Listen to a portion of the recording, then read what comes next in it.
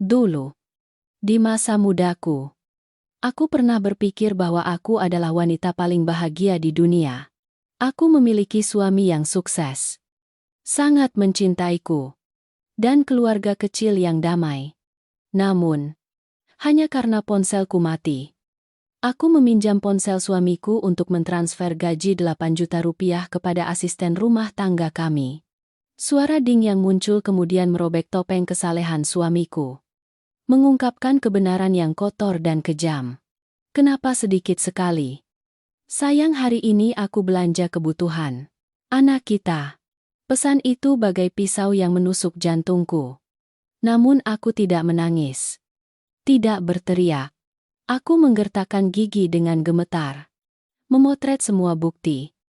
Dan dengan kesabaran seorang wanita yang dikhianati, aku membalas mereka dengan drama mengerikan, yang membuat suamiku kehilangan karier dan kehormatannya. Sementara dia harus merasakan kehinaan yang paling dalam. Sore itu, hujan deras mengguyur, memutihkan jalanan. Suasana di rumah sangat sunyi. Makan malam sudah tersedia di meja. Semangkuk sup iga yang mengepul masih mengeluarkan asap. Aku duduk terkulai di sofa, mengusap kakiku yang pegal setelah seharian bekerja di kantor. Ponselku berkedip lalu mati, menandakan baterainya habis. Aku mendesah.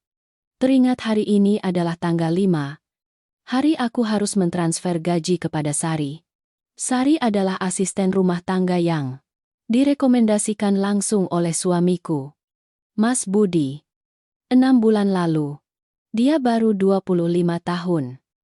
Menikah muda lalu bercerai, dan datang ke kota untuk mencari nafkah. Saat pertama datang, Sari kurus dan kusam, selalu menunduk seolah malu-malu, melihat keadaannya yang menyedihkan. Aku memperlakukannya tidak berbeda dengan adik perempuanku sendiri. Pakaian dan kosmetikku yang tidak terpakai selalu kuberikan padanya. Aku juga mengizinkannya makan semeja, merawatnya ketika sakit. Hari ini, dia meminta izin keluar sejak sore untuk membeli beberapa keperluan pribadi. Aku mengabaikan ponselku, menatap ponsel Budi yang tergeletak di meja kopi. Suara gemericik air dari kamar mandi menandakan dia masih mandi. Selama ini, aku dan suamiku tidak pernah merahasiakan kata sandi ponsel. Dia menyimpan sidik jariku di ponselnya. Begitu juga aku, di mata teman-teman dan kerabat. Budi adalah suami idaman. Dia pandai mencari uang. Di rumah pun selalu perhatian. Tidak pernah sekalipun membentakku. Meskipun kami sudah menikah 3 tahun dan aku belum juga hamil. Dia selalu menggenggam tanganku, menghibur, mengatakan bahwa anak adalah anugerah Tuhan. Tidak ada pun tidak apa-apa, asalkan kami hidup bahagia sampai tua. Aku mengambil ponselnya, menempelkan ibu jariku di layar. Ponsel itu terbuka dengan mudah. Aku menggeser layar, mencari aplikasi bank. Semuanya terjadi secara otomatis, tanpa sedikit pun kecurigaan atau perhitungan. Aku memasukkan nomor rekening Sari yang sudah kuhafal, menekan angka 8 juta rupiah, lalu mengisi kode OTP yang dikirimkan ke ponselnya. Layar menunjukkan transaksi berhasil. Aku menghela napas, berniat mematikan layar dan meletakkannya kembali di tempat semula. Namun, tepat saat jariku menyentuh tombol power, sebuah suara ding kering berbunyi. Jantungku tiba-tiba berdebar kencang saat melihat notifikasi yang muncul di layar kunci. Itu adalah pesan WhatsApp yang masuk. Nama pengirimnya bukan Sari, melainkan disimpan dengan nama yang sangat aneh, tukang pipa. Tidak akan ada yang aneh jika pratinjau pesan itu tidak muncul dengan jelas. Kenapa sedikit sekali? Sayang, hari ini aku belanja kebutuhan anak kita. Tambah 5 juta lagi ya. Aku sudah di toko perlengkapan bayi. Nanti Mas pulang, aku beri hadiah ya. Seluruh tubuhku seperti tersengat listrik tegangan tinggi. Tanganku kaku. Ponsel itu hampir saja jatuh ke lantai kayu. Tukang pipa memanggil satu sama lain sayang. Belanja kebutuhan anak kita. Otakku berputar-putar dalam kekacauan. Tetapi intuisi tajam seorang wanita memberitahuku bahwa ada kebenaran mengerikan yang terkubur di bawah selubung kebahagiaan palsu ini. Tanganku gemetar hebat. Aku menggigit bibirku sampai berdarah. Berusaha tidak mengeluarkan suara apapun. Aku membuka kunci ponsel sekali lagi. Tanganku yang dingin langsung menyentuh aplikasi WhatsApp. Riwayat obrolan kosong. Tidak ada percakapan sebelumnya. Dia telah menghapus semua jejak setiap kali pulang. Tetapi dia tidak menyangka bahwa tepat saat aku memegang ponsel untuk mentransfer uang, kekasihnya justru membalas pesan terkait uang yang baru saja diterima. Waktu cocok. Jumlah uang cocok. Orang yang baru saja menerima 8 juta hanya bisa sari. Tukang pipa adalah samaran yang dibuat oleh suamiku yang sempurna untuk menyembunyikan kekasih kecilnya yang tinggal di bawah satu atap denganku. Ternyata aku telah memelihara musuh dalam selimut. Ternyata sikap malu-malu dan menyedihkan Sari hanyalah sandiwara. Ternyata perhatian dan pengertian suamiku saat menasihatiku agar tidak stres soal anak-anak sebenarnya karena dia sudah memiliki anak dengan wanita lain di belakangku. Air mataku mengalir. Panas dan pahit. Namun dalam sekejap, ketenangan yang menakutkan menyelimuti pikiranku. Untuk apa menangis saat ini? Berteriak-teriak lalu pergi dengan tangan kosong. Dan menjadi bahan tertawaan orang lain. Tidak. Jika aku membuka kartu sekarang, dia akan menyangkal atau mencari cara untuk memindahkan aset. Aku tidak bisa membiarkan 8 tahun masa mudaku dan uang hasil keringatku jatuh ke tangan dua bajingan itu dengan mudah. Dengan cepat, aku mengambil tangkapan layar pesan WhatsApp itu, dan mengirimkannya langsung ke akun cloud rahasia yang tidak diketahui Budi. Setelah itu, aku menghapus obrolan di ponselnya, membersihkan semua notifikasi, dan menutup semua aplikasi yang terbuka. Aku meletakkan ponsel kembali ke posisi semula di meja kopi. Persis seperti saat aku mengambilnya. Suara air di kamar mandi berhenti. Pintu kamar mandi terbuka. Aku buru-buru menyeka sudut mataku. Menarik napas dalam-dalam. Memaksa wajahku tersenyum paling ramah. Istriku. Nonton TV apa sampai melamun begitu? Lapar belum tunggu aku pakai baju. Nanti kita makan ya. Sup iga hari ini harum sekali. Mas pulang saja sudah tercium baunya dan ingin makan. Nanti saja makannya. Ponselku mati. Tadi aku pinjam ponselmu untuk mentransfer gaji 8 juta ke Saria. Aku sudah transfer. Mas. Coba Mas cek lagi. Cuma beberapa rupiah. Untuk apa repot-repot mengecek? Oh iya. Sari minta izin keluar sejak sore. Belum pulang juga ya anak. Ini akhir-akhir ini sering pergi ya. Nanti aku tegur. Kalau kerja jadi asisten rumah tangga kok malah sering main. Sudahlah. Mas. Dia kan sendirian di kota. Sebulan cuma dapat 1 hari libur. Mas jangan galak-galak begitu. Aku lihat dia bekerja juga rajin kok. Mungkin sebentar lagi dia pulang. Aku menatap pria yang berdiri di hadapanku. Wajahnya tampan. Senyumnya ramah. Suaranya hangat dan perhatian. Jika saja aku tidak membaca pesan tadi, mungkin aku masih tenggelam dalam rasa syukur karena mendapatkan suami yang pengertian. Tapi sekarang, setiap kata yang dia ucapkan membuat perutku mual. Perasaan ingin muntah melonjak hingga ke tenggorokan. Dia berakting terlalu sempurna. Dia pura-pura memarahi kekasihnya agar aku tenang. Dia memerankan suami yang profesional dengan sempurna hingga menakutkan. Tepat saat itu, terdengar suara gemerincing dari kunci pintu. Sari masuk ke rumah. Dia mengenakan gaun hamil hitam longgar. Tangannya membawa beberapa kantong plastik yang tertutup rapat. Melihat aku dan suamiku duduk di ruang tamu, dia buru-buru menunduk. Rambutnya menutupi sebagian wajahnya. Suaranya ragu-ragu dan patuh. Duh. Permish. Kak. Maaf, kakak dan mas. Hari ini aku pulang agak telat. Tokonya ramai sekali jadi aku harus menunggu pembayaran lama. Kakak dan mas sudah makan belum? Biar aku hangatkan lagi makanannya. Kamu pergi dari sore sampai sekarang. Pekerjaan rumah jadi terbengkalai. Kakakmu Lina sampai harus memasak. Kalau bulan depan begini lagi, gajimu akan aku potong ya. Bekerja yang benar iya. Aku tahu salah. Mas, tadi aku ada sedikit keperluan pribadi untuk belanja. Maaf? Mas Budi. Maaf. Kak Lina. Sudahlah. Tidak apa-apa. Mas Budi hanya bicara begitu kok. Mas Budi juga sayang kamu. Kamu bereskan barang-barangmu. Lalu sini makan malam bersama kami biar ramai. Tadi kakak pakai ponsel Mas Budi untuk transfer gaji bulan ini ke kamu. Sudah kamu terima iya? Sudah aku terima. Kak, terima kasih banyak. Kak Lina. Kakak memang selalu baik padaku. Aku menatap lurus ke mata Sari. Matanya berkaca-kaca penuh rasa terima kasih. Suaranya manis dan penuh hormat. Dia memujiku baik. Padahal belum genap 20 menit yang lalu. Dia dengan terang-terangan meminta uang dari suamiku dengan sebutan sayang dan belanja kebutuhan anak kita. Di bawah meja, aku melihat ujung sepatu Budi menyentuh kaki Sari secara diam-diam. Sentuhan kaki sebagai peringatan atau sentuhan mesra yang sembunyi-sembunyi tepat di depan istrinya.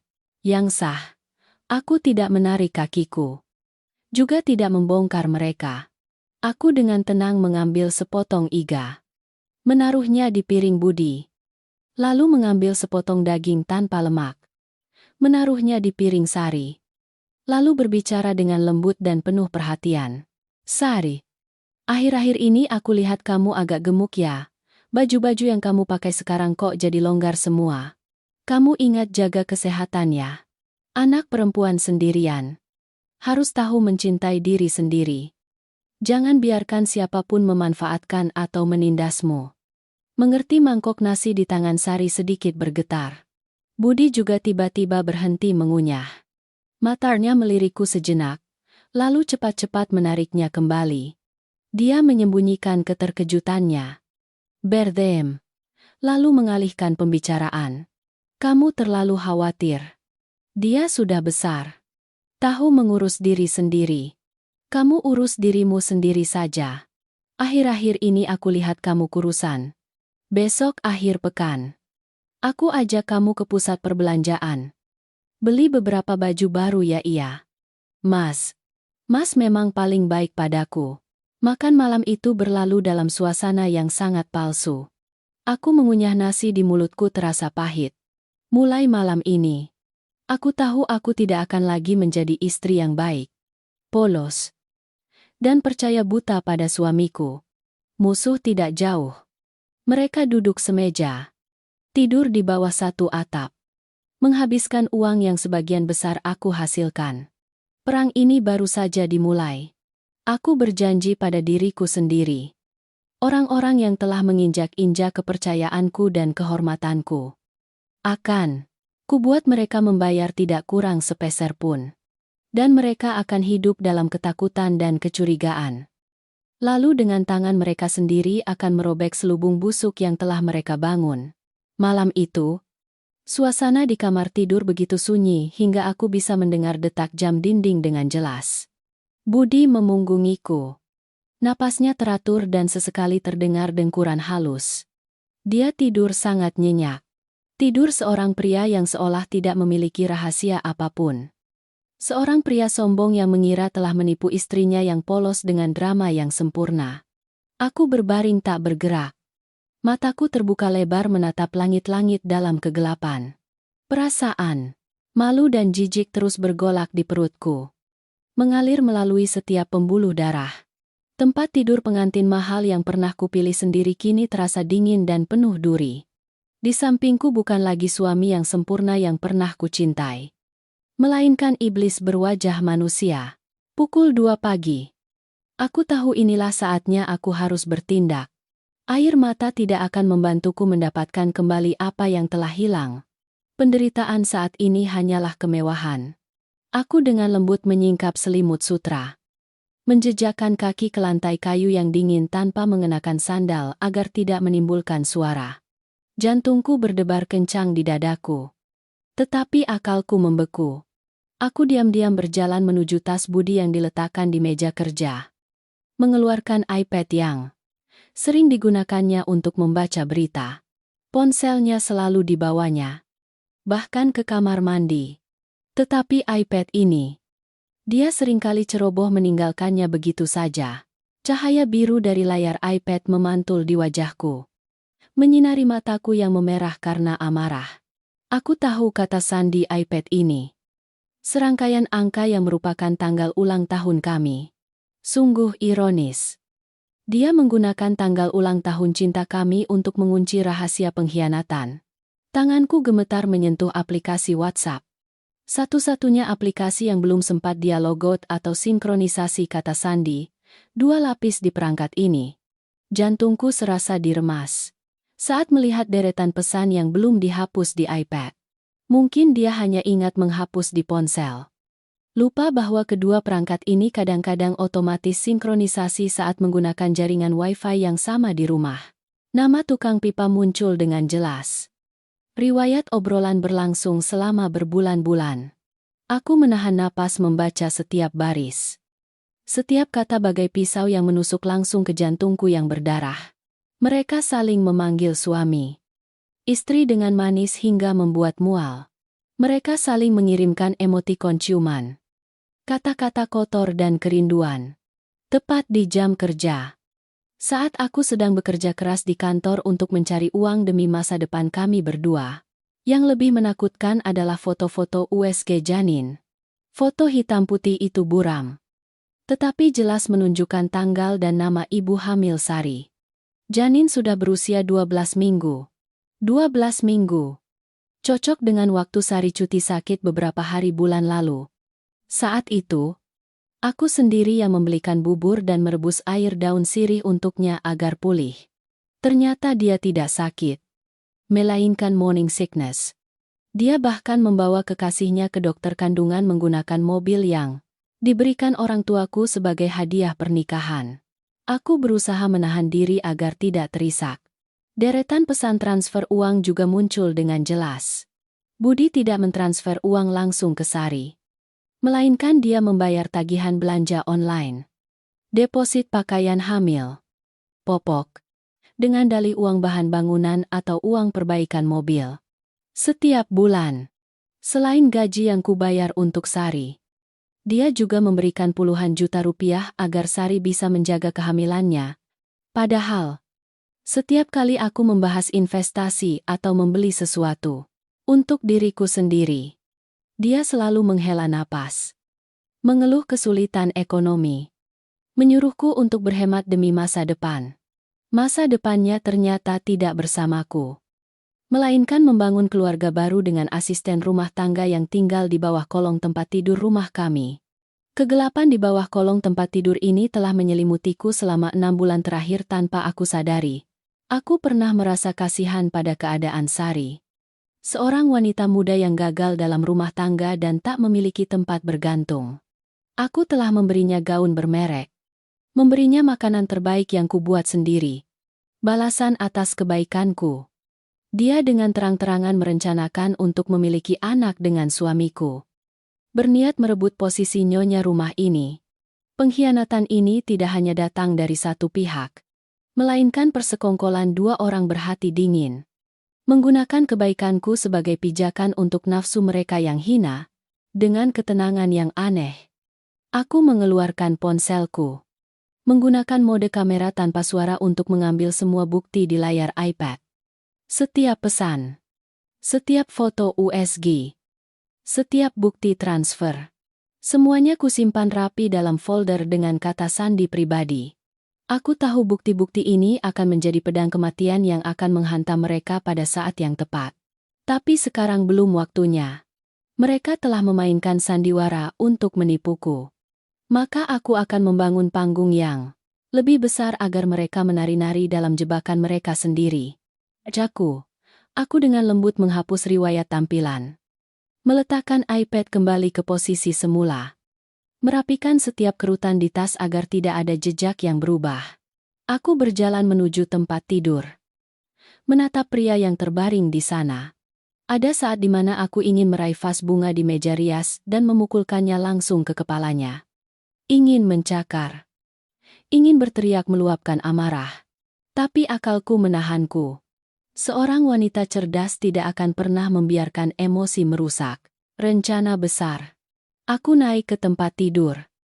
Menarik selimut menutupi tubuhku. Memejamkan mata. Malam ini adalah malam terakhir aku menangis karena pria ini. Mulai besok, air mata akan menjadi senjata yang kugunakan untuk membunuh mereka. Keesokan paginya, sinar matahari menembus celah gorden. Langsung menyinari wajahku.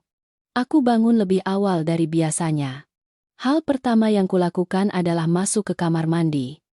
Mencuci muka dengan air dingin untuk menghilangkan kelelahan setelah semalaman tidak tidur. Aku menatap diriku di cermin. Mata sedikit bengkak. Wajah pucat. Aku mengambil kotak bedak. Mengoleskan alas bedak tipis.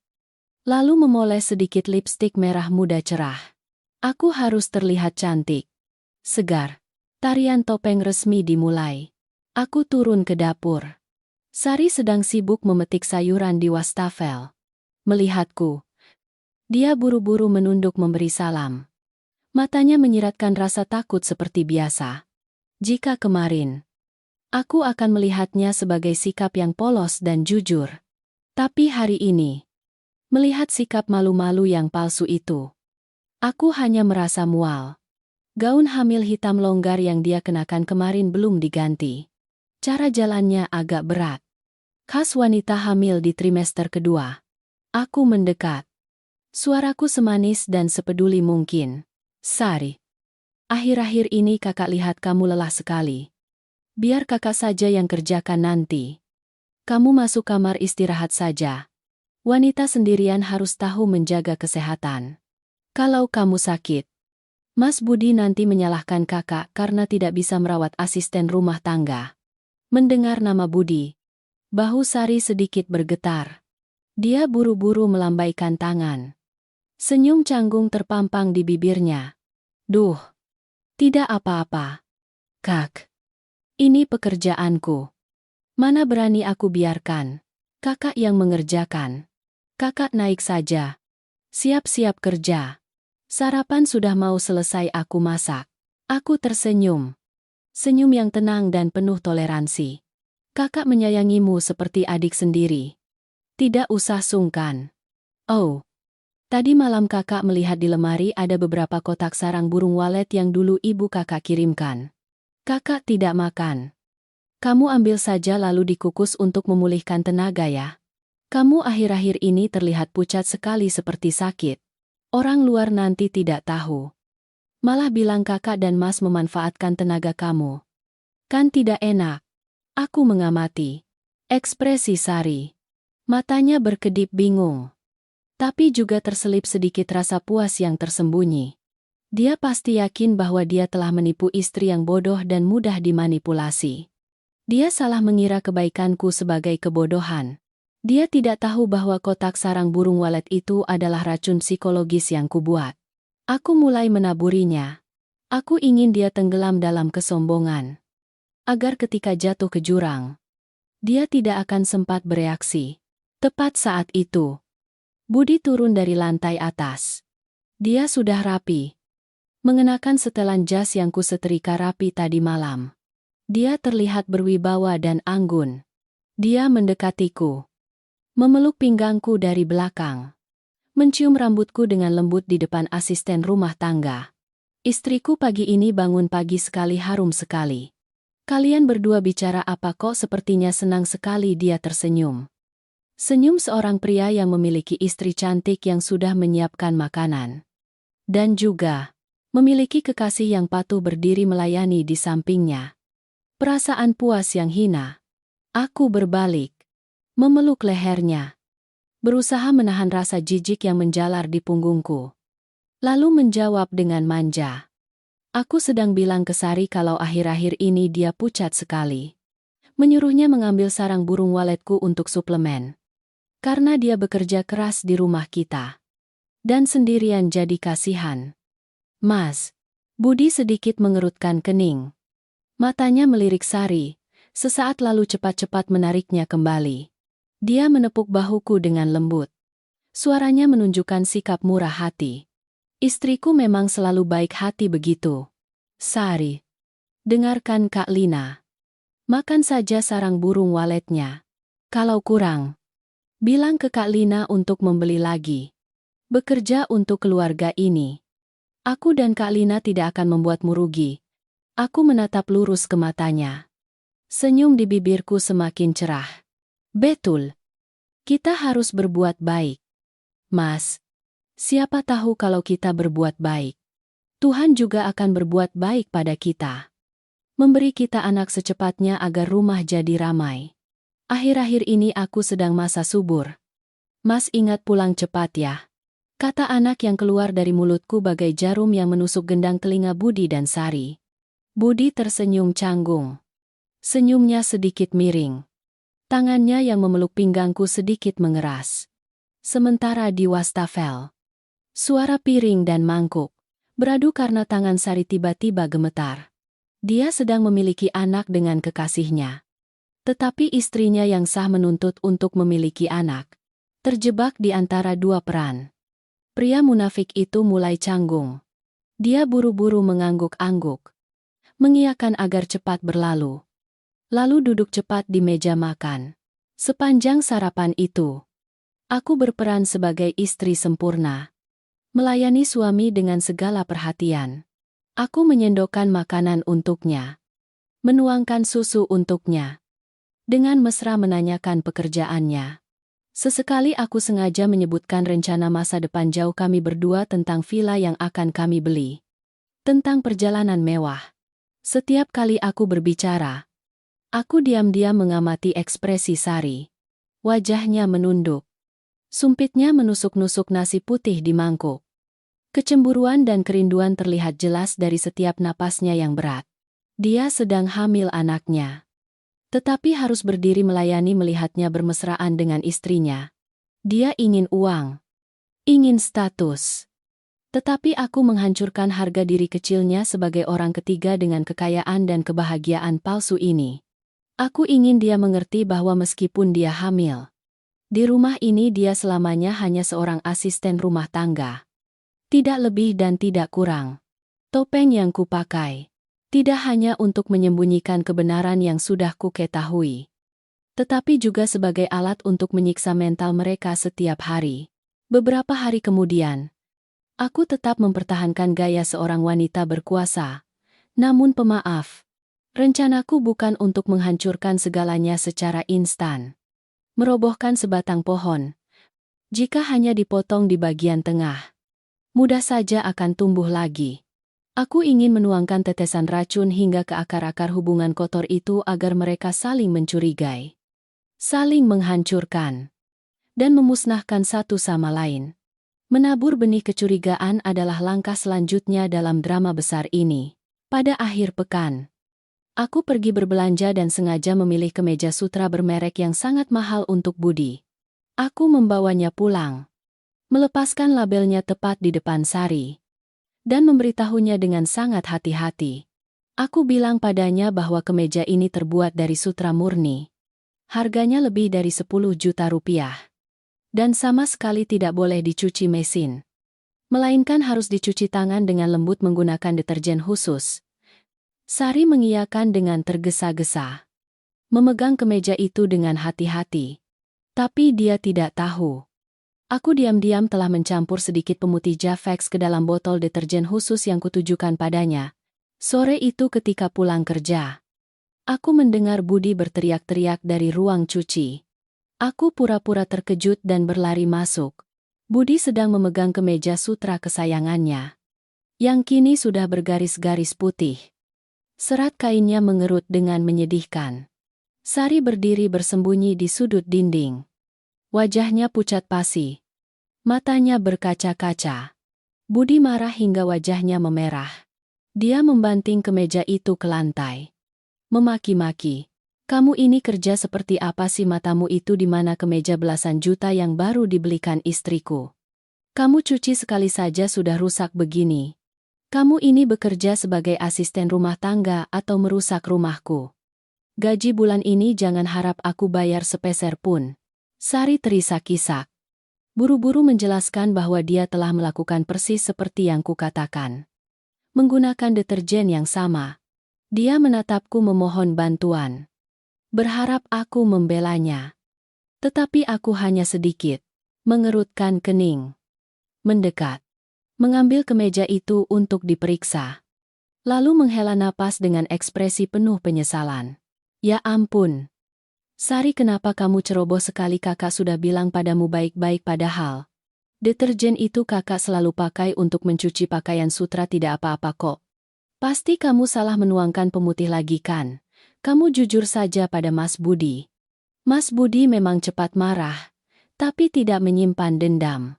Kata-kataku lembut tapi seperti menuangkan bensin ke api. Budi semakin yakin bahwa Sari karena ceroboh dan bodoh telah merusak barang mahalnya. Dia tidak segan-segan menghina kekasihnya di depan istrinya. Bodoh itu ya ada batasnya.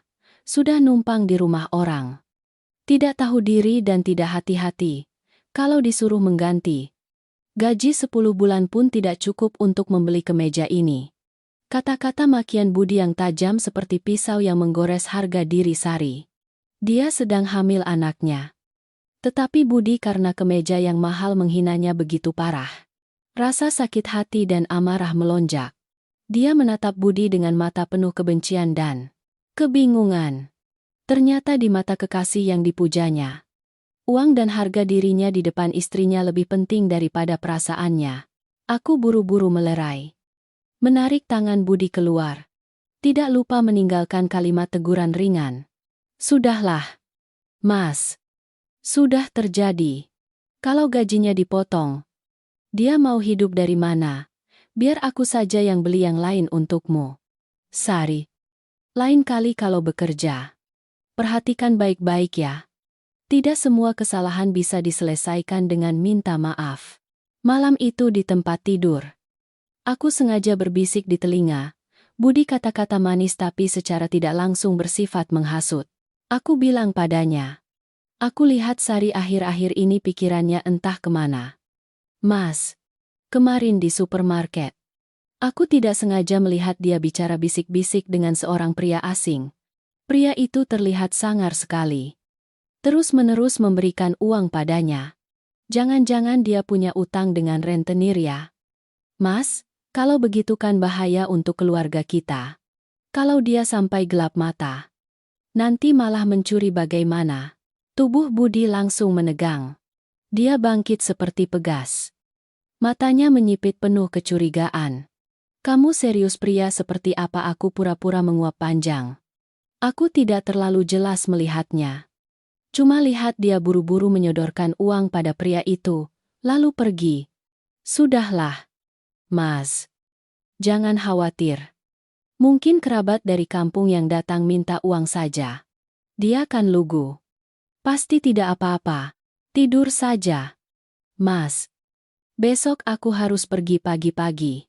Aku memejamkan mata. Sudut bibirku sedikit melengkung membentuk senyum dingin. Aku tahu malam ini Budi tidak akan bisa memejamkan mata. Seorang pengkhianat selalu curiga ketika mendengar kekasihnya yang sedang hamil diam-diam memberikan uang kepada pria lain. Naluri egoisnya pasti akan terusik. Dia akan mulai curiga. Dia akan bertanya-tanya kemana sebenarnya uang yang dia berikan pada Sari setiap bulan. Apakah kehamilan Sari benar-benar anaknya? Benih-benih kecurigaan telah berhasil ditanam. Budi mulai cuek dan semakin sering menyelidiki Sari. Sari jengkel dan kesal karena diperlakukan buruk.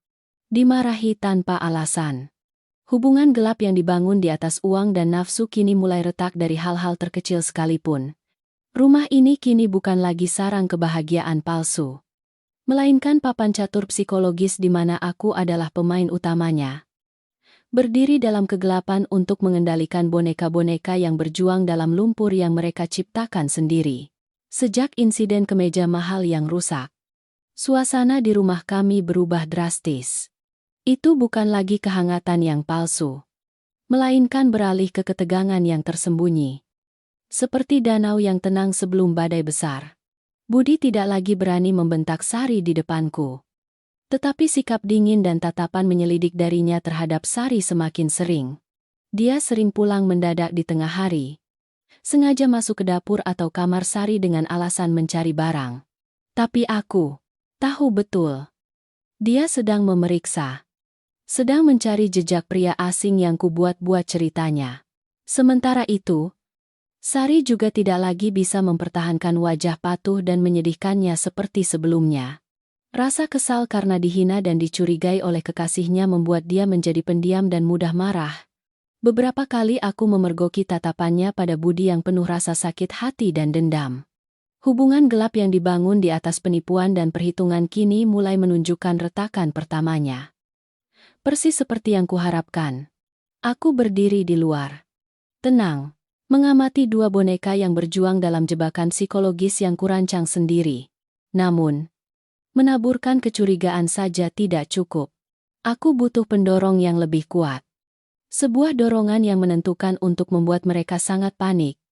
Memaksa mereka mengungkapkan rencana terdalam mereka. Dan aku tahu tidak ada senjata yang lebih ampuh daripada menanamkan kabar mengejutkan ke dalam pikiran mereka. Aku hamil.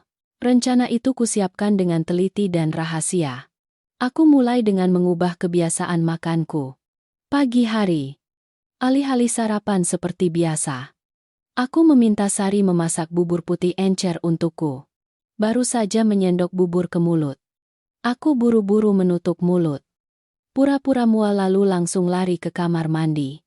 Menutup pintu dengan keras dan menyalakan keran air sangat kencang untuk menciptakan suara muntah yang menyedihkan. Budi yang sedang membaca koran di ruang tamu mendengar suara itu lalu panik berlari dan mengetuk pintu. Lina, kamu kenapa perlu aku masuk? Tidak kamu keracunan makanan? Suaranya penuh kekhawatiran. Tapi dari celah pintu, aku melihat matanya bukan ekspresi kasihan, melainkan kepanikan yang luar biasa. Aku membuka pintu. Bersandar di dinding. Wajahku pucat dan lemah. Aku sengaja tidak memakai make-up untuk menunjukkan lingkaran hitam di bawah mata akibat kurang tidur beberapa malam terakhir. Menciptakan penampilan yang meyakinkan sempurna. Aku menggeleng. Suaraku parau. Aku tidak apa-apa. Mungkin akhir-akhir ini terlalu stres jadi perutku sedikit tidak enak. Kamu pergi kerja saja. Aku istirahat sebentar pasti sehat lagi. Sepanjang minggu itu, aku terus-menerus menampilkan adegan morning sickness yang penuh seni. Aku mulai menginginkan makanan ringan yang sangat aneh. Tengah malam, aku membangunkan Budi. Bersikeras memintanya membelikan aku sekotak mangga muda dengan sambal terasi. Suatu hari aku ingin makan pho tapi harus dengan durian. Budi menuruti keinginanku tapi wajahnya semakin cemberut. Suami munafik itu sedang terjepit. Dia tidak bisa menunjukkan ketidaknyamanan atas gejala kehamilan istrinya. Karena itu akan merusak citra suami idaman yang telah dia bangun dengan susah payah. Tapi di dalam hatinya, dia pasti sedang terbakar. Dia tidak mengerti mengapa aku bisa hamil padahal rencananya dengan Sari berjalan lancar. Untuk menambah keaslian, aku membeli beberapa alat tes kehamilan ke rumah. Aku menggunakan spidol tipis untuk memberikan sedikit warna merah muda pudar. Menggambar garis kedua yang buram di alat tes. Lalu membuangnya ke tempat sampah di kamar tidur. Sengaja meletakkannya di posisi yang paling mudah terlihat. Aku juga tidak lupa membuka tablet yang digunakan bersama di rumah. Mengetikkan di kolom pencarian kata-kata seperti tanda kehamilan awal. Pola makan untuk ibu. Hamil trimester pertama. Aku tahu seorang yang curiga seperti Budi pasti tidak akan melewatkan detail-detail kecil ini. Reaksi Sari adalah hal yang paling membuatku puas. Setiap kali melihatku muntah. Setiap kali melihat Budi dengan perhatian menggosok punggungku. Ekspresi wajahnya berubah dari pucat pasi menjadi keunguan. Tangannya yang sedang membersihkan menggenggam erat. Urat-urat hijau menonjol dengan jelas. Perut buncitnya yang semula menjadi kebanggaan dan kartu as untuk merebut hartaku, kini tiba-tiba menjadi tidak berharga di hadapan kehamilanku yang sah. Posisinya di rumah ini sedang terguncang hebat. Kecemburuan, kedengkian, Dan ketakutan kehilangan segalanya secara perlahan mengubahnya dari rubah licik menjadi binatang yang terpojok. Suatu malam ketika aku sedang menonton TV, sengaja memilih program tentang ibu dan bayi, Budi duduk di sampingku. Tangannya dengan lembut menyentuh perutku. Suaranya sedikit ragu dan menyelidik. "Lina, kamu merasa aneh sudah lama, atau besok aku antar kamu periksa? Ya harus yakin baru kita bisa senang." Aku berbalik menatapnya. Tersenyum cerah. Tetapi dalam hati aku merasa sangat jijik. Aku juga berniat begitu. Tapi tunggu, beberapa hari lagi biar yakin. Mas, aku juga agak khawatir tidak tahu benar atau tidak. Tapi kalau memang benar, berkat keluarga kita besar sekali ya sudah 3 tahun loh. Aku menyandarkan kepalaku di bahunya. Merasakan dengan jelas kekakuan di setiap otot pria yang harus berakting sempurna dalam peran bahagia. Dia sedang menghitung. Dia sedang panik. Dia tidak mengerti di mana letak kesalahannya.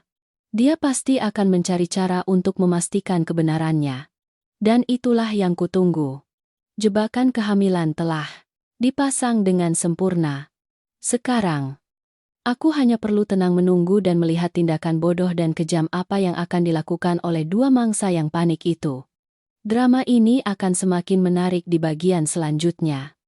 Dan akulah sutradara drama yang akan mereka alami.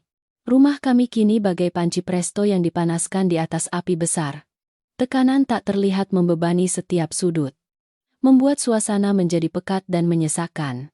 Sari, seperti yang kuduga, tidak bisa diam. Ketakutan kehilangan posisi, kehilangan pria, dan masa depan kaya raya yang dia bayangkan telah mengubahnya menjadi binatang buas. Siap melakukan apa saja untuk menyingkirkan penghalang. Dan penghalang terbesarnya saat ini adalah kehamilanku. Dia tidak lagi bisa mempertahankan wajah patuh dan tabah. Sebaliknya, muncul perhatian yang tiba-tiba. Perawatan yang tidak wajar. Dia mulai mengambil alih semua pekerjaan dapur. Tidak mengizinkanku menyentuh apapun. Setiap hari dia sendiri yang membuatkan aku segelas jus buah. Kadang jus jeruk. Kadang air kelapa. Mulutnya selalu mengatakan ingin merawat kakak ipar dan keponakannya sendiri untuk menebus kesalahan masalah kemeja kemarin. Budi melihatnya juga. Merasa sangat senang. Dia selalu memuji Sari yang tahu diri. Menyuruhku tenang saja menjaga kehamilan. Semua urusan sudah diurus olehnya. Kedua bajingan itu. Satu ingin meracuniku. Yang lain diam-diam menyetujui. Mereka bersekongkol dengan serasi hingga menjijikan. Tetapi mereka terlalu meremehkanku. Aku tahu perhatian palsu ini adalah selubung sempurna untuk rencana kejam. Seorang wanita yang sedang hamil tidak akan pernah rela melayani wanita lain yang juga sedang hamil anak kekasihnya. Pasti dia akan melakukan tipu muslihat. Aku tidak sebodoh itu untuk meminum apapun yang dia siapkan tanpa tindakan pencegahan. Rencana balasku telah dirancang lebih detail daripada rencana mereka. Aku memesan kamera super kecil secara online. Disamarkan dalam bentuk gantungan kunci yang sangat biasa. Aku bilang pada Budi bahwa akhir-akhir ini aku sering lupa. Jadi aku membeli gantungan kunci dengan GPS agar kalau jatuh bisa dicari. Budi tidak sedikit pun curiga. Aku menggantungkan gantungan kunci itu di sebuah paku lama di dinding dapur. Di sudut tersembunyi. Tetapi bisa mencakup seluruh area meja dapur tempat Sari biasa meracik minuman. Ini akan menjadi mata dewa yang merekam semua kejahatan wanita licik itu. Aku mulai menciptakan kesempatan baginya untuk bertindak. Aku sengaja mengeluh kepada Budi di depan Sari bahwa akhir-akhir ini aku sulit tidur. Tubuhku sering panas. Kudengar minum teh bunga krisan yang dicampur sedikit biji teratai. Sangat baik untuk ibu hamil. Aku juga berpesan kepada Sari dengan sangat natural. Besok kamu ingat membuatkan aku sebotol ya. Tapi ingat, biji teratainya sedikit saja. Kalau kebanyakan pahit, aku tidak bisa minum. Keesokan paginya, aku bangun lebih awal seperti biasa. Turun ke dapur. Sesuai dugaan. Sebotol teh bunga krisan berwarna kuning keemasan. Dengan aroma lembut. Sudah diletakkan di meja. Sari sedang membersihkan di ruang tamu. Tetapi matanya tidak henti-hentinya mencuri pandang ke arahku. Mengamati setiap gerakan. Aku tersenyum. Menuangkan segelas teh penuh. Mengangkatnya ke bibir berniat minum. Tapi kemudian aku berhenti. Menepuk dahi. Berseru. Aduh, Maci. Aku lupa dokumen pentingku di kamar. Kamu jaga rumah sebentar ya. Aku harus segera mengambilnya lalu pergi sekolah. Nanti terlambat. Aku berkata lalu buru-buru berbalik naik ke atas. Tetapi sebenarnya aku berdiri bersembunyi di balik sudut tangga untuk mengamati. Aku telah menciptakan celah yang sempurna. Dapur kosong. Segelas teh sudah dituangkan. Inilah waktu emas bagi Sari untuk bertindak. Dan dia tidak mengecewakanku. Melalui celah antara anak tangga. Aku melihat Sari diam-diam melihat sekeliling. Memastikan tidak ada orang. Dia buru-buru masuk ke dapur. Tangannya yang gemetar mengeluarkan satu strip obat kecil berwarna putih dari saku celemeknya. Dia mengambil 2 butir. Menghancurkannya menjadi bubuk di atas meja menggunakan dasar gelas. Lalu dengan cepat menuangkan bubuk putih itu ke dalam gelas tehku. Mengaduknya hingga larut. Lalu buru-buru membersihkan semua jejak di meja. Seluruh aksi berlangsung kurang dari 1 menit. Cepat dan penuh perhitungan. Jantungku seperti berhenti berdetak. Meskipun sudah menduga. Tapi ketika melihat langsung kekejaman wanita itu, aku tidak bisa menahan diri untuk tidak merinding. Itu bukan lagi kecemburuan orang ketiga. Melainkan tindakan seorang pembunuh. Jika aku benar-benar hamil, bubuk putih itu mungkin telah merenggut nyawa seorang anak tak berdosa. Kemarahan dalam diriku mencapai puncaknya. Tetapi aku berhasil menahannya. Semakin benci, semakin aku harus tenang. Aku menunggu sebentar lalu baru dengan santai turun. Aku berjalan ke meja. Mengambil gelas teh. Mengendus pelan, lalu mengerutkan kening. Kenapa teh hari ini baunya aneh ya, agak menyengat. Tidak enak sekali. Sari yang berdiri di dekatku terkejut. Wajahnya pucat pasi. Buru-buru terbata-bata. Duh. Aduh. Tidak kok. Kek. Mungkin memang biji. Teratainya begitu. Kak. Kakak minum saja. Bagus untuk kesehatan kok. Aku menatap lurus ke matanya yang berusaha menghindar. Tersenyum misterius. Aduh. Tiba-tiba aku tidak ingin minum teh lagi. Aku ingin jus jeruk. Kamu buatkan aku segelas jus jeruk ya? Teh ini kalau dibuangkan sayang. Kamu minum saja biar tidak capek. Aku berkata lalu mendorong gelas teh ke arah Sari. Wajahnya berubah pucat. Buru-buru melambaikan tangan menolak. Keringat dingin mulai membasahi dahinya. Duh. Tidak. Kak. Aku tidak haus. Biar aku buang saja. Dia berkata lalu buru-buru mengambil gelas teh berniat membuangnya ke wastafel. Tetapi aku lebih cepat selangkah. Menahan tangannya. Jangan dibuang. Sayang sekali. Kalau kamu tidak minum, biar di sini saja. Nanti Mas Budi pulang. Dia minum. Mas Budi juga suka teh bunga krisan kok. Mendengar itu, Sari benar-benar hancur. Dia tidak bisa membiarkan Budi minum teh itu. Dia dengan panik merebut gelas teh dari tanganku. Dalam perkelahian itu, teh tumpah ruah di lantai. Gelas pecah berkeping-keping. Sari terengah-engah. Seolah baru saja lolos dari maut. Aku berdiri di sana menatap genangan teh dan pecahan kaca di lantai. Hatiku dingin membeku. Aku tidak perlu memaksanya minum lagi. Tindakan paniknya sudah mengungkapkan semuanya. Aku diam-diam kembali ke kamar. Mengambil kartu memori dari kamera. Rekaman video gerakan lambat saat Sari memasukkan obat ke dalam tehku terlihat jelas. Senjata pamungkas sudah ada di tanganku. Sekarang, aku tidak hanya memiliki bukti perselingkuhan, tetapi juga bukti tindakan percobaan pembunuhan. Jaring laba-laba sudah terpasang. Tinggal menunggu laba-laba beracun itu masuk perangkap pada saat yang tepat. Malam itu, Aku memutuskan untuk tidak membiarkan mereka tenang sedetik pun. Setelah mendapatkan rekaman video sebagai bukti, aku tahu bahwa aku telah menggenggam titik lemah fatal keduanya. Aku tidak perlu membuat keributan. Tidak perlu berkonfrontasi. Cara menyiksa mental yang paling efektif adalah membiarkan mereka hidup dalam ketakutan. Tidak tahu kapan bom itu akan meledak. Aku sengaja menyiapkan makan malam mewah. Semua hidangan favorit Budi dan Sari. Aku ingin membangun panggung yang sempurna untuk drama psikologisku. Makan malam itu berlangsung dalam keheningan yang menakutkan. Budi dan Sari duduk di hadapanku. Kedua, tidak berani menatap mataku. Insiden gelas teh pecah pagi itu jelas meninggalkan dampak psikologis yang berat. Mereka tahu aku sudah mulai curiga.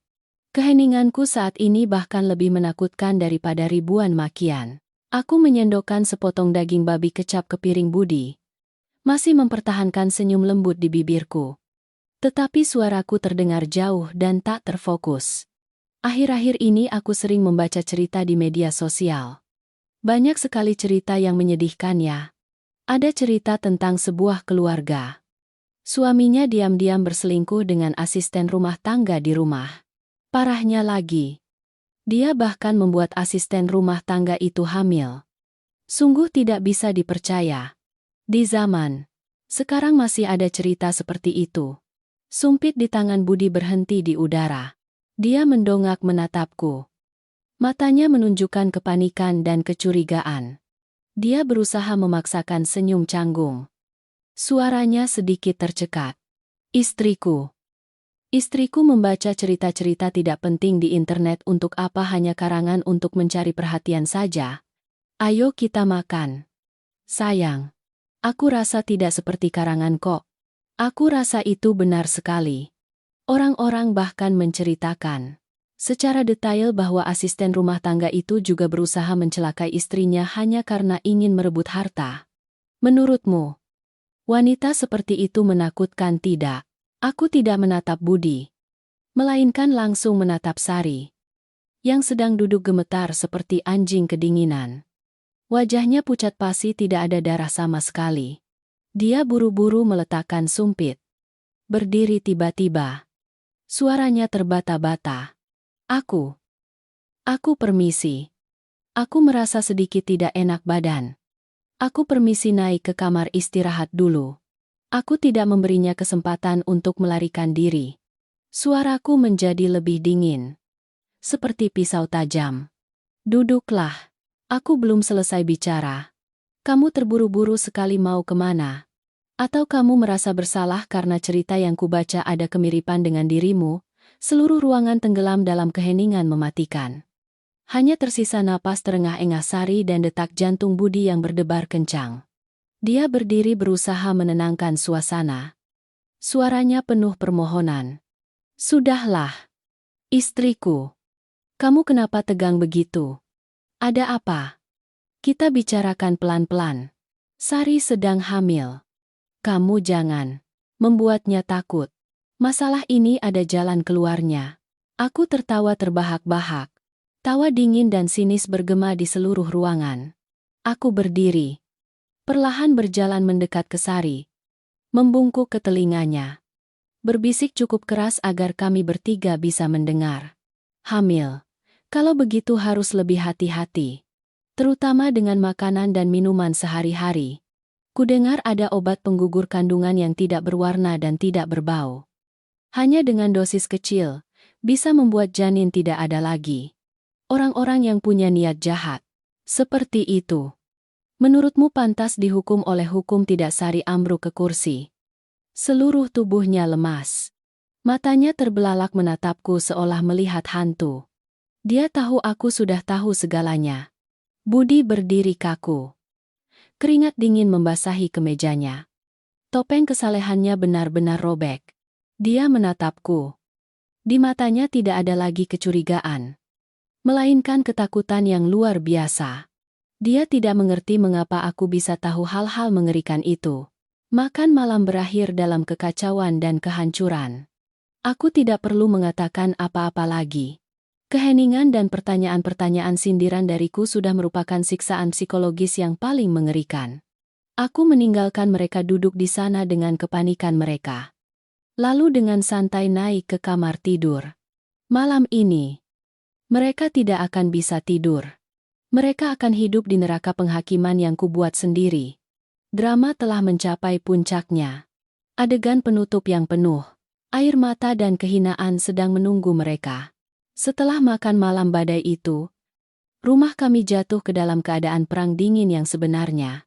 Budi dan Sari tidak lagi berani menatapku. Mereka bergerak di rumah seperti bayangan yang tersembunyi dan ketakutan. Hampir semua komunikasi terputus.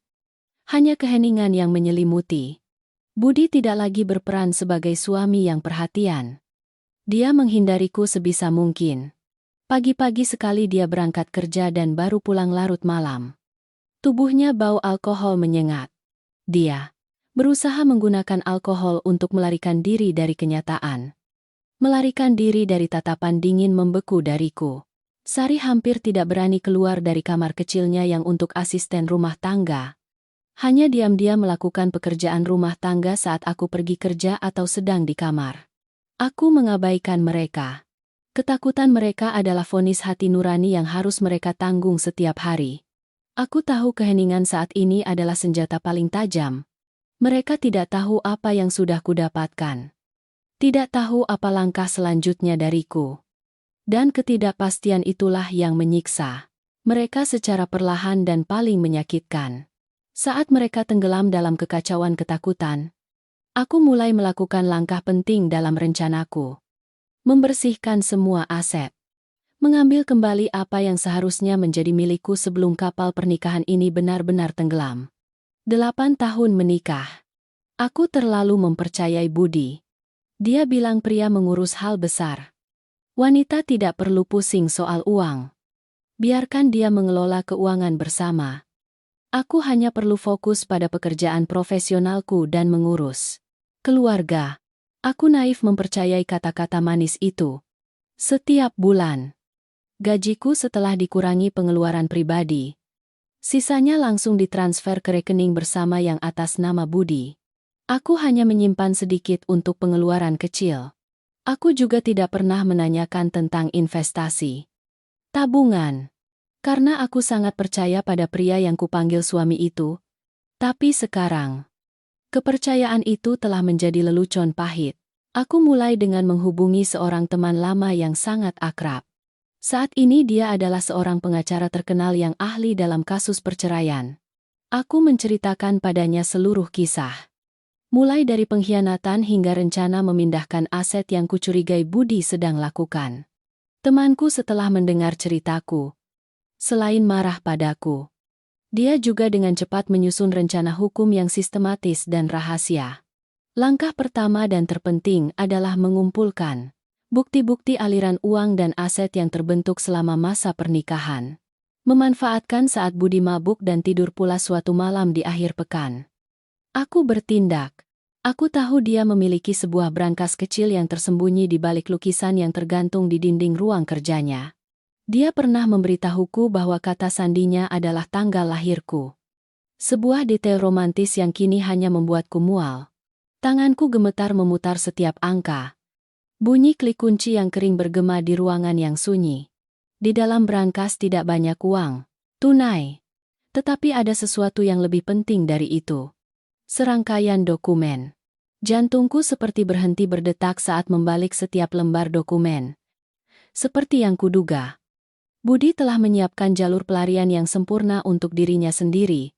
Ada 2 buku tabungan bernilai besar. Sekitar lebih dari 2 miliar rupiah. Disimpan di 2 bank yang berbeda. Tetapi nama pemiliknya adalah ibu mertuaku di kampung.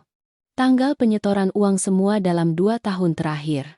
Dia diam-diam menarik uang dari rekening bersama. Memecahnya menjadi bagian-bagian kecil dan menyetorkannya ke rekening ibunya untuk mengelabuiku. Lebih canggih lagi, dia juga memiliki kontrak jual beli sebuah apartemen kecil di pinggir kota yang sudah dibayar lebih dari 70%. Dan nama yang tertera dalam kontrak tidak lain adalah Sari. Dia telah menggunakan uang hasil keringatku untuk membelikan rumah bagi kekasihnya dan anak kandungnya. Kemarahan dalam diriku melonjak hingga tercekik. Dia tidak hanya mengkhianati. Dia juga mencuri. Merampas usahaku secara terang-terangan. Aku berusaha menarik napas dalam-dalam untuk tetap tenang. Marah saat ini akan merusak segalanya. Aku mengeluarkan ponsel. Dengan hati-hati memotret semua dokumen mulai dari buku tabungan, kontrak jual-beli, hingga laporan mutasi rekening yang dia selipkan. Setiap foto jelas. Tidak ada satu angka atau tanda tangan pun yang terlewat. Setelah selesai, aku menata semuanya kembali seperti semula. Mengunci brankas dan menggantung lukisan kembali ke posisi semula. Namun, itu saja belum cukup.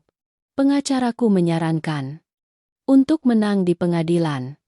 Kamu perlu membuktikan bahwa sumber uang dalam rekening tabungan itu berasal dari harta bersama kalian berdua. Kamu perlu laporan mutasi rekening Bank Budi selama ini. Ini adalah tugas yang sangat sulit. Tetapi aku sudah memikirkan sebuah cara. Keesokan paginya, aku bersikap sangat ceria dan berkata kepada Budi bahwa aku ingin membuat hadiah kejutan untuk merayakan ulang tahun pernikahan kami yang ke-8 yang akan datang. Aku bilang aku ingin membuat video kompilasi momen-momen bahagia kami berdua dan aku membutuhkan riwayat transaksinya untuk melihat kembali pengeluaran bersama untuk perjalanan. Hadiah yang kami berikan satu sama lain. Budi, mungkin karena merasa bersalah dan ingin menenangkanku, tidak sedikit pun curiga. Dia dengan senang hati login ke aplikasi internet banking di komputerku. Mengekspor file Excel berisi seluruh riwayat transaksi selama 3 tahun terakhir dan mengirimkannya kepadaku. Dia tidak menyangka bahwa dalam file Excel itu terlihat jelas aliran uang besar yang ditransfer dengan keterangan kirim ke ibu untuk pensiun atau untuk ibu renovasi rumah. Yang cocok sempurna dengan tanggal di 2 buku tabungan itu. Dia telah dengan tangannya sendiri memberikan kepadaku bukti paling kuat untuk membongkar tindakan memindahkan asetnya. Memegang bukti yang tak terbantahkan. Aku merasa seperti seorang jenderal yang memegang kemenangan di tangannya. Aku bukan lagi wanita lemah yang pasif menunggu penghakiman. Aku telah menjadi orang yang proaktif. Yang menulis skenario untuk akhir hidupku sendiri. Aku mengirimkan semua dokumen kepada pengacara. Semua prosedur hukum untuk membekukan aset dan persiapan untuk gugatan cerai telah dimulai secara diam-diam. Budi masih tidak tahu apa-apa. Dia masih sibuk memainkan peran seorang pria yang bersalah. Berusaha menebus kesalahan pada istrinya. Dia tidak tahu bahwa jaring hukum yang kubentangkan perlahan-lahan mengencang dan hari di mana dia harus membayar semua itu sudah tidak jauh lagi. Setelah memegang bukti finansial dan bukti perselingkuhan. Aku tahu aku perlu melancarkan pukulan psikologis yang cukup kuat untuk sepenuhnya menghancurkan ikatan rapuh yang tersisa antara Budi dan Sari. Aku ingin mereka tidak hanya berpisah, tetapi berpisah dalam kecurigaan dan kebencian yang mendalam. Aku ingin suamiku yang munafik merasakan pahitnya dikhianati. Meskipun itu hanya sandiwara yang kubuat, rencana membuat hasil tes andrologi palsu mulai terbentuk. Aku kembali mencari bantuan teman lain yang bekerja di bidang kesehatan. Tentu saja aku tidak bisa meminta teman memalsukan dokumen rumah sakit karena itu adalah tindakan melanggar hukum dan etika medis. Tapi aku hanya butuh sesuatu yang lebih sederhana.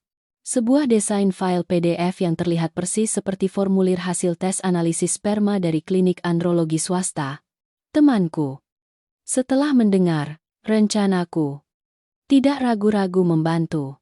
Dia membuat file hasil yang sempurna hingga detail terkecil. Mulai dari logo klinik, tanda tangan dokter, hingga indikator profesional. Dan yang terpenting, di bagian kesimpulan, ada tulisan tebal yang jelas infertilitas primer, karena tidak ada sperma. Kemungkinan memiliki anak secara alami hampir nol. Memegang file PDF di tanganku. Aku mencetaknya menggunakan kertas khusus yang terasa sangat nyata. Langkah selanjutnya adalah bagaimana agar kertas ini sampai ke tangan Sari secara paling tidak sengaja. Aku tahu dengan sifat ingin tahu dan selalu mengintai yang dimilikinya. Hal ini tidak sulit. Aku sengaja meletakkan hasil tes itu dalam amplop putih yang diselipkan bersama beberapa tagihan listrik dan air lama. Lalu kuselipkan di bagian paling luar tas kerja yang biasa. Dibawa Budi. Aku yakin. Sebelum Budi pulang, Sari selalu punya kebiasaan merapikan meja kerjanya. Dia tidak akan bisa melewatkan amplop yang terlihat penting seperti itu. Sore itu aku pura-pura ada rapat mendadak sehingga akan pulang terlambat. Aku mengirim pesan kepada Budi. Menyuruhnya pulang makan malam duluan dengan Sari. Tidak perlu menungguku. Inilah waktu emas bagiku untuk menciptakan ruang pribadi bagi Sari agar dia menemukan rahasia yang mengejutkan. Aku duduk di kafe seberang kompleks apartemen. Menyeruput teh jahe hangat. Hatiku berdebar menunggu. Aku membayangkan Sari dengan rasa ingin tahu membuka amplop. Membaca setiap baris tulisan di hasil tes. Aku membayangkan kepanikan, keterkejutan, dan kemudian kepanikan yang luar biasa akan muncul di wajahnya. Seorang orang ketiga yang selama ini percaya diri menggunakan kehamilan untuk mengikat kekasihnya. Tiba-tiba menemukan bahwa pria yang selama ini dia layani dengan sepenuh hati adalah seorang pria yang mandul sejak lahir. Bagaimana rasanya kehamilan dalam perutnya tiba-tiba menjadi bukti yang menuduh perzinahannya sendiri. Dia tidak punya jalan keluar. Dia harus menghadapi kebenaran yang mengerikan. Dia telah ditipu. Atau justru dia juga sedang menipu. Budi. Kepercayaan yang selama ini rapuh antara dua orang yang berselingkuh kini akan benar-benar runtuh. Sekitar 1 jam kemudian, aku menerima telepon dari nomor tak dikenal. Aku punya firasat buruk tapi tetap mengangkatnya. Di seberang sana, suara seorang pria memberitahuku bahwa Budi baru saja mengalami kecelakaan motor kecil dalam perjalanan pulang kerja. Dan saat ini sedang dibawa ke klinik dekat rumah untuk pertolongan pertama. Jantungku mencelos. Bukan karena khawatir padanya, tetapi karena takut rencanaku akan berantakan. Tapi kemudian aku menyadari bahwa ini mungkin takdir. Kesempatan emas untuk membuat dramaku terasa lebih nyata dari sebelumnya. Aku buru-buru berlari ke klinik. Budi hanya mengalami luka gores ringan di tangan dan kakinya. Tidak ada yang serius. Tetapi aku sengaja membuat segalanya menjadi lebih rumit. Aku meminta dokter untuk melakukan pemeriksaan umum padanya, termasuk tes darah dan USG perut. Aku bilang pada dokter bahwa akhir-akhir ini kesehatannya tidak baik. Sering lelah dan berat badannya turun. Tentu saja aku diam-diam memberikan amplop berisi uang tip kepada dokter dan dia mengerti maksudku. Dengan senang hati bekerja sama, aku menelepon Sari di rumah. Suaraku panik dan terisak-isak. Aku memberitahunya tentang kecelakaan itu dan memintanya mencari beberapa dokumen identitas dan kartu asuransi kesehatan Budi di tas kerjanya untuk segera dibawa ke klinik. Aku menunjukkan lokasi yang tepat di mana tas itu berisi hasil tes palsu. Aku tahu dalam kebingungan dan kekhawatiran, dia pasti akan mengobrak-abrik tas itu dan tidak mungkin melewatkan amplop putih itu.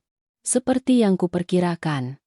Sekitar setengah jam kemudian, Sari tergesa-gesa datang ke klinik. Wajahnya pucat pasi dan terpukul. Dia memberiku setumpuk dokumen. Tetapi matanya terus menatap Budi yang terbaring di ranjang rumah sakit dengan ekspresi yang sangat kompleks. Campuran antara kekhawatiran, ketakutan, dan juga kemarahan yang tersembunyi. Aku tahu dia sudah membaca hasil tes itu. Jebakan telah terpasang. Pukulan psikologis fatal telah dilancarkan dengan sempurna. Sekarang, di kepalanya pasti berputar ribuan pertanyaan. Jika Budi mandul, lalu anak dalam perutku ini, anak siapa? Apakah dia sudah tahu masalah ini sebelumnya dan menipuku atau justru aku sendiri yang ditipu oleh orang lain? Kecurigaan akan menggerogoti jiwanya. Mengubahnya dari sekutu menjadi musuh bebuyutan dengan kekasihnya sendiri.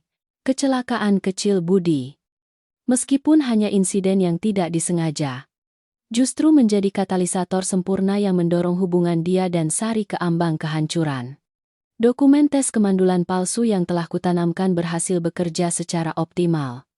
Menanamkan bom waktu yang penuh kebingungan dan ketakutan di hati Sari. Dia tidak punya jalan mundur.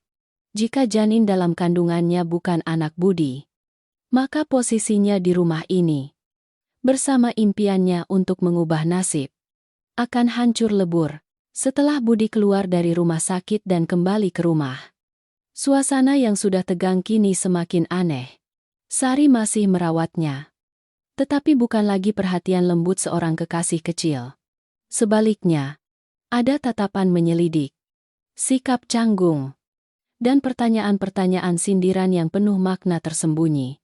Dia sering bertanya seperti, "Mas Budi, dulu sebelum menikah dengan Kak Lina, Mas pernah periksa kesehatan pranikah tidak atau keluarga Mas ada yang punya penyakit terkait keturunan tidak?" Mas Budi, dengan pemikiran sederhana seorang pria yang sedang merasa bersalah, sama sekali tidak mengerti makna di balik pertanyaan-pertanyaan Sari. Dia hanya berpikir bahwa Sari khawatir akan masa depan anak dalam kandungannya. Jadi dia masih menjawab dengan bangga dan yakin, "Kamu khawatir yang tidak-tidak. Keturunan Mas sangat sehat. Tidak ada yang punya penyakit apapun. Kamu tenang saja, jaga kehamilanmu baik-baik. Semuanya sudah Mas urus." Setiap kali mendengar jawaban tegas Budi, wajah Sari semakin pucat. Pernyataan tegasnya semakin membuat dokumen tes kemandulan itu terasa lebih meyakinkan di matanya. Dia mulai terjerumus dalam lingkaran setan. Entah Budi berbohong. Dia tahu dirinya mandul, tapi tetap menipu Sari untuk punya anak pura-pura. Atau janin dalam kandungannya memang benar-benar anak pria lain. Ketakutan menghadapi kemungkinan kedua membuatnya sangat panik. Aku berdiri di pinggir, diam-diam mengamati drama internal Sari yang bergejolak. Aku tahu dia bukan tipe wanita yang setia. Seseorang yang rela tidur dengan suami penolongnya. Tidak ada jaminan bahwa dia hanya memiliki satu Budi. Drama pria asing yang kubuat-buat sebelumnya kini menjadi ramalan yang terbukti dalam pikiran Budi sendiri. Kepanikan Sari dengan cepat berubah menjadi, dia mulai menuntut lebih banyak dari Budi. Dia tidak lagi menerima tunjangan bulanan yang sedikit. Dia mulai meminta uang dalam jumlah besar. Dia bilang dia butuh uang untuk masa depan ibu dan anak. Untuk jaga-jaga jika terjadi sesuatu yang tidak terduga. Dia mencari segala macam alasan. Dia butuh uang untuk membeli vitamin hamil terbaik. Butuh uang untuk membayar booking melahirkan di rumah sakit internasional. Butuh uang untuk investasi toko kecil. Nanti setelah melahirkan ada usaha untuk mencari nafkah. Budi mulai merasa tertekan. Rekeningnya telah kucekik secara tak terlihat. Uang besar yang dia sembunyikan di tabungan ibunya dan rumah untuk Sari kini tidak bisa ditarik dengan mudah tanpa ketahuan. Dia hanya punya sedikit uang tunai. Sementara itu, kekasihnya semakin serakah dan menuntut tanpa batas. Kemesraan dan perhatian awal perlahan digantikan oleh kelelahan dan kemarahan. Pertengkaran mulai pecah. Semakin sering terjadi di antara dua orang yang bersalah itu. Tentu saja mereka tidak berani bertengkar terang-terangan di depanku. Tetapi dinding tipis apartemen tidak bisa menyembunyikan bisikan-bisikan marah. Suara isak tangis yang tertahan dari kamar Sari setiap larut malam. Aku sering pura-pura mengambil air minum. Sengaja melewati pintu kamarnya dan mendengar percakapan berharga. "Mas berbohong, Mas hanya menganggapku sebagai mesin penetas untuk keluarga Mas. Kan sekarang Mas lihat kakak itu hamil. Mas berniat meninggalkan ibu dan anak ini. Kan itu suara Sari yang penuh sesak. Kamu gila ya? Aku sudah bilang aku akan mengurusmu. Tapi kamu harus pelan-pelan dong, uang itu bukan daun kering. Kenapa kamu minta sekaligus sebanyak itu? Akhir-akhir ini pekerjaanku sedang sulit. Kamu tidak bisa mengerti aku." Ya, suara Budi penuh kekesalan dan ketidakberdayaan. "Sulit? Atau Mas sudah memberikan semua uang kepada istrimu yang sudah tua itu? Jangan kira aku tidak tahu Mas takut padanya. Mas takut kehilangan semua harta dari keluarganya. Kan aku beritahu Mas. Kalau Mas tidak memberiku 500 juta bulan ini, jangan salahkan aku kalau aku membuat keributan agar semua orang di dunia ini tahu tentang masalah Mas." Percakapan seperti itu menjadi hiburan bagiku setiap malam. Aku puas melihat mereka. Dua orang yang pernah bersekongkol menipuku. Kini saling memperebutkan uang dan kecurigaan. Sari dalam kepanikannya telah berubah menjadi pemeras. Tidak lebih. Sementara Budi, pria munafik itu, kini baru merasakan betapa mahalnya memelihara ular berbisa di rumah. Dia terjepit di antara dua cengkeraman. Di satu sisi adalah istrinya yang sah yang menguasai seluruh keuangan. Di sisi lain adalah kekasihnya yang membawa janin yang tidak jelas asal-usulnya dan terus-menerus mengancam. Keretakan dari dalam telah menjadi tidak bisa diperbaiki. Aku tahu hari di mana mereka akan menghancurkan semuanya dengan tangan mereka sendiri sudah tidak jauh lagi. Pertengkaran malam Budi dan Sari semakin sengit. Mereka seperti dua binatang terluka yang saling mencabik-cabik dalam kandang sempit. Keserakahan Sari dan ketidakberdayaan Budi telah mendorong hubungan terlarang mereka ke batas toleransi. Budi, yang dulunya sombong karena bisa mengendalikan istri dan kekasihnya, kini harus merasakan kelelahan finansial dan mental. Dia menjadi kurus. Matanya cekung. Selalu dalam keadaan tegang dan mudah marah. Dia tidak lagi punya cukup mental untuk berperan sebagai suami yang sempurna di depanku. Gestur perhatian. Kata-kata manis telah menghilang. Digantikan oleh keheningan yang berat dan napas panjang yang menyedihkan. Aku tahu ini adalah saat yang tepat untuk mengencangkan cengkeraman ekonomi. Mendorongnya ke jalan buntu. Aku memulai kampanye penghematan atas nama masa depan anak yang akan lahir. Aku bilang pada Budi bahwa mulai sekarang semua pengeluaran rumah tangga harus dicatat dengan cermat. Aku membuat rencana pengeluaran terperinci. Mengurangi hampir semua pengeluaran yang tidak perlu. Makan malam mewah di restoran akhir pekan diganti dengan makan malam di rumah. Perjalanan mewah ditunda tanpa batas waktu.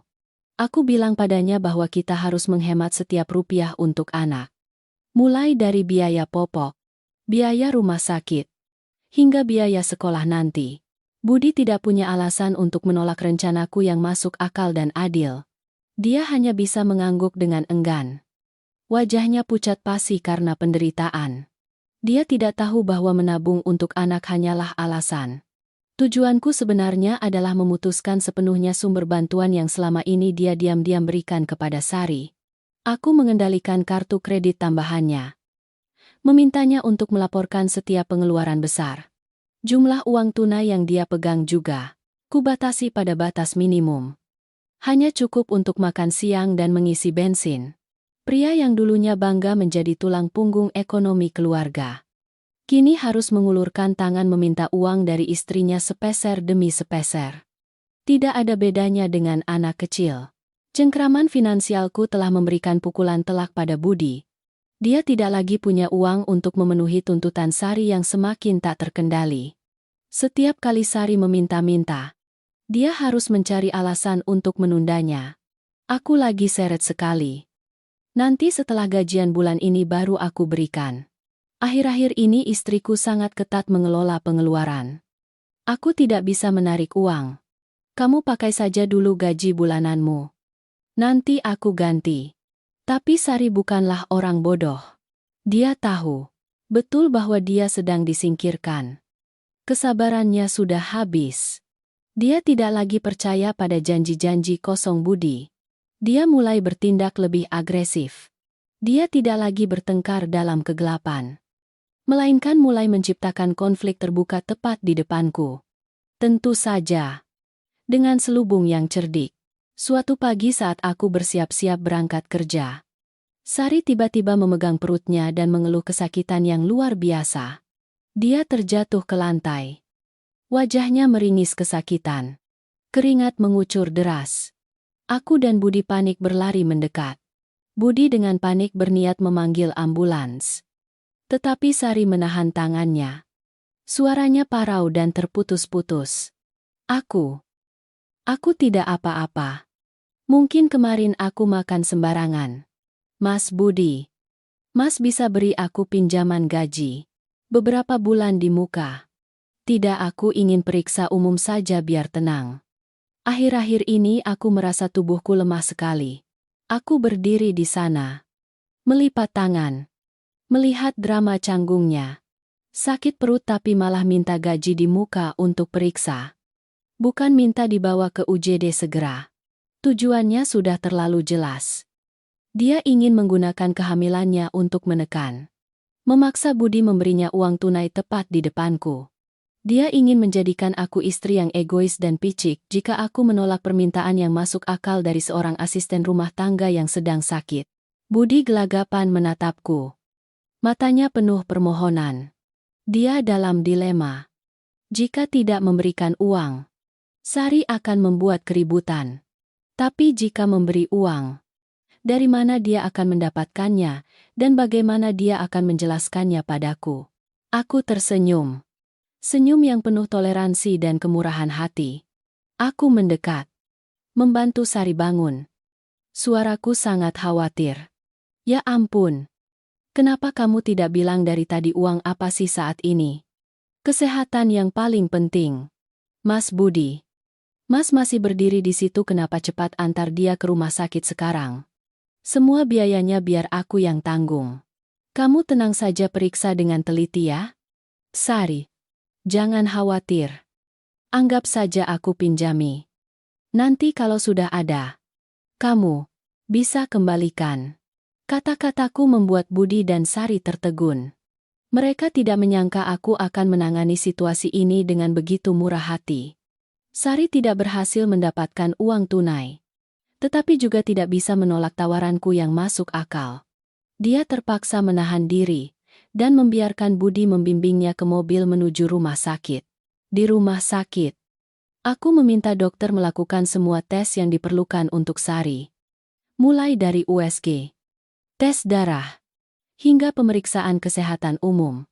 Aku membayar semua biaya rumah sakit dengan kartuku. Tidak membiarkan Budi menyentuh sepeser pun. Aku menunjukkan diri sebagai nyonya rumah yang sangat baik dan murah hati. Tetapi tujuan sejatiku bukan untuk merawatnya. Aku butuh sesuatu yang jauh lebih penting. Rekam medis Sari. Dan terutama hasil USG resmi janin. Ini akan menjadi bagian terakhir. Bukti kuat untuk mengakhiri drama ini. Budi dan Sari sama sekali tidak tahu. Mereka masih tenggelam dalam kebingungan. Budi merasa bersalah dan berterima kasih atas kemurahan hati istrinya. Sementara Sari, selain kesal karena tidak bisa mendapatkan uang, juga khawatir tidak tahu apa rencanaku. Hubungan mereka yang sudah retak karena uang dan kecurigaan, kini ditambahi lapisan pemisah berupa rasa bersalah dan kecanggungan. Mereka bukan lagi sekutu di medan perang yang sama, melainkan telah menjadi dua individu terpisah. Masing-masing mengejar tujuan egoisnya sendiri. Budi ingin mempertahankan keluarga dan kariernya. Sari ingin uang dan jaminan untuk masa depan. Pencuri bertemu nenek tua. Keduanya ingin memanfaatkan satu sama lain dan itulah kuburan bagi hubungan terlarang mereka. Setelah kunjungan ke rumah sakit yang tidak terduga itu, aku kini memegang hal yang paling kubutuhkan, rekam medis Sari yang terperinci. Termasuk foto USG yang jelas dan hasil tes darah. Aku bukan dokter. Tetapi aku punya teman-teman yang berprofesi sebagai dokter. Aku mengirimkan seluruh rekam medis itu kepada seorang teman dekat yang bekerja di bidang obstetri. Memintanya untuk menganalisisnya. Dan hasil yang kudapatkan bahkan melebihi dugaanku. Temanku meneleponku segera. Suaranya penuh keheranan. Dia bilang, berdasarkan indikator dan hasil tes, ada kejanggalan besar, golongan darah janin sama sekali tidak mungkin terbentuk dari kombinasi golongan darah Budi dan Sari. Aku sudah diam-diam mengambil sampel rambut Budi dan Sari sejak lama dan sudah mendapatkan hasil tes golongan darah keduanya. Ini adalah bukti ilmiah yang tak terbantahkan. Budi, entah mandul atau tidak, sama sekali tidak mungkin menjadi ayah dari bayi ini. Jantungku berdebar kencang. Rasa puas yang luar biasa merayap di setiap sel tubuhku. Ternyata drama kemandulan yang kubuat justru secara tidak sengaja cocok dengan kebenaran. Budi tidak hanya tertipu olehku, tetapi juga dikhianati secara menyakitkan oleh kekasihnya sendiri yang sangat dia percayai. Pria munafik itu, yang selalu menganggap dirinya pintar dan pemburu, akhirnya menjadi mangsa paling bodoh dalam perburuan lain. Namun, Hanya hasil analisis golongan darah saja tidak cukup kuat untuk menjatuhkan mereka secara tuntas di mata hukum dan publik. Aku butuh sesuatu yang lebih menentukan. Sesuatu yang tak terbantahkan hasil tes DNA. Ini adalah tugas yang sangat sulit. Bagaimana cara mendapatkan sampel janin dalam kandungan Sari tanpa ketahuan? Aku sekali lagi menggunakan otakku. Aku teringat kata-kata teman dokter bahwa pada tahap kehamilan ini, tes DNA paternal non-invasif dapat dilakukan melalui sampel darah ibu. Hanya dengan beberapa tetes darah Sari, aku bisa mengekstrak DNA janin. Masalahnya sekarang adalah bagaimana cara mendapatkan sampel darah itu secara paling alami. Kesempatan datang pada suatu sore di akhir pekan. Aku sedang mengupas buah di ruang tamu. Lalu Sari lewat. Aku sengaja menjatuhkan pisau pengupas buah ke lantai. Sari secara refleks membungkuk untuk membantuku mengambilnya. Tepat saat tangannya menyentuh mata pisau. Aku dengan lembut menyenggol tangannya dengan kakiku. Menyebabkan mata pisau tajam itu menggores luka kecil, tapi cukup dalam di jari telunjuknya. Darah langsung mengucur. Sari berteriak kesakitan. Aku buru-buru pura-pura panik berlari mengambil kotak P3K. Mulutku tak henti-hentinya meminta maaf. Ya ampun. Kakak minta maaf. Kakak tidak sengaja. Sakit sekali tidak. Biar kakak bersihkan lalu balut. Saat Sari masih mengulurkan tangannya karena sakit, aku dengan cepat menggunakan sepotong kain kasa medis bersih untuk menyerap tetesan darah yang mengalir dari lukanya. Setelah membalut Sari dengan hati-hati, aku berpura-pura pergi membuang sampah. Tetapi sebenarnya aku dengan hati-hati memasukkan kain kasa berlumuran darah itu ke dalam kantong plastik kecil, menyegelnya, dan menyembunyikannya di dalam tasku. Sampel rambut Budi sudah kudapatkan sebelumnya. Semuanya sudah siap. Keesokan paginya, aku membawa kedua sampel itu ke pusat tes DNA terkemuka. Meminta tes hubungan darah untuk anak anonim dan menerima hasilnya secara darurat. Hari-hari menunggu hasil terasa lebih lama dari 1 abad bagiku. Hatiku berdebar. Bersemangat. Namun juga bercampur sedikit ketakutan samar. Jika hasilnya sesuai dugaanku, itu akan menjadi akhir dari segalanya. Akhirnya hari penerimaan hasil tiba. Aku memegang amplop yang tersegel rapi dari tangan staf pusat. Tanganku tidak bisa berhenti gemetar. Aku tidak langsung membukanya, melainkan mencari kafe yang sepi, memilih sudut tersembunyi, dan memesan secangkir teh panas. Aku butuh ketenangan mutlak sebelum menghadapi kebenaran terakhir. Aku menarik napas dalam-dalam, merobek segel kertas. Mataku dengan cepat melirik ke bagian kesimpulan. Tulisan tebal yang jelas terpampang di hadapanku. Kesimpulan pria dengan sampel kode A. Mas Budi tidak memiliki hubungan darah dengan janin. Dengan sampel kode B janin dari Sari, tingkat kecocokan adalah 0%. Aku terdiam. Hasil di tanganku tiba-tiba terasa sangat berat. Tidak ada kegembiraan atau kepuasan seperti yang kuduga. Sebaliknya ada perasaan hampa dan ironis. Ironis bagi seorang pria yang penuh intrik dan perhitungan. Akhirnya ditipu mentah-mentah oleh seorang wanita yang lebih cerdik darinya. Ironis bagi sebuah hubungan terlarang yang dibangun di atas kebohongan, lalu berakhir juga dengan kebohongan lain yang lebih pahit. Budi telah membayar harga yang terlalu mahal untuk pengkhianatannya. Dia tidak hanya kehilangan istri yang telah menemaninya melewati masa-masa sulit, tetapi juga kehilangan kehormatan sebagai seorang pria karena harus menanggung anak orang lain. Kebenaran ini, bagi seseorang dengan harga diri setinggi langit seperti dia, lebih menyakitkan daripada kehilangan harta benda. Aku dengan hati-hati melipat hasil tes DNA itu ke dalam tasku. Inilah kartu as. Pukulan mematikan terakhir yang akan kuberikan kepada mereka. Tetapi aku tidak akan melancarkannya dengan mudah. Aku ingin menciptakan panggung yang besar, megah, dengan penonton yang lengkap. Aku ingin membuka kedok asli mereka di depan umum, agar mereka tidak punya jalan lain untuk menyangkal atau berdalih. Pesta keluarga, di mana semua kerabat dari kedua belah pihak hadir, akan menjadi Lokasi yang sempurna untuk adegan penutup yang dramatis ini. Setelah memegang kartu kematian, yaitu hasil tes DNA, aku tahu saat untuk mengakhiri drama ini sudah matang. Aku tidak ingin perceraian yang senyap di pengadilan yang dingin. Aku ingin penghakiman publik. Sebuah penghinaan yang tidak akan pernah dilupakan Budi dan Sari seumur hidup mereka. Aku ingin semua kerabat, orang tua, orang-orang yang pernah mengagumi pernikahan kami, menyaksikan langsung wajah asli suami idaman dan asisten rumah tangga yang menyedihkan itu. Aku mulai merencanakan pesta pengumuman kehamilan yang meriah. Aku bilang pada Budi bahwa setelah sekian lama menunggu, akhirnya aku hamil.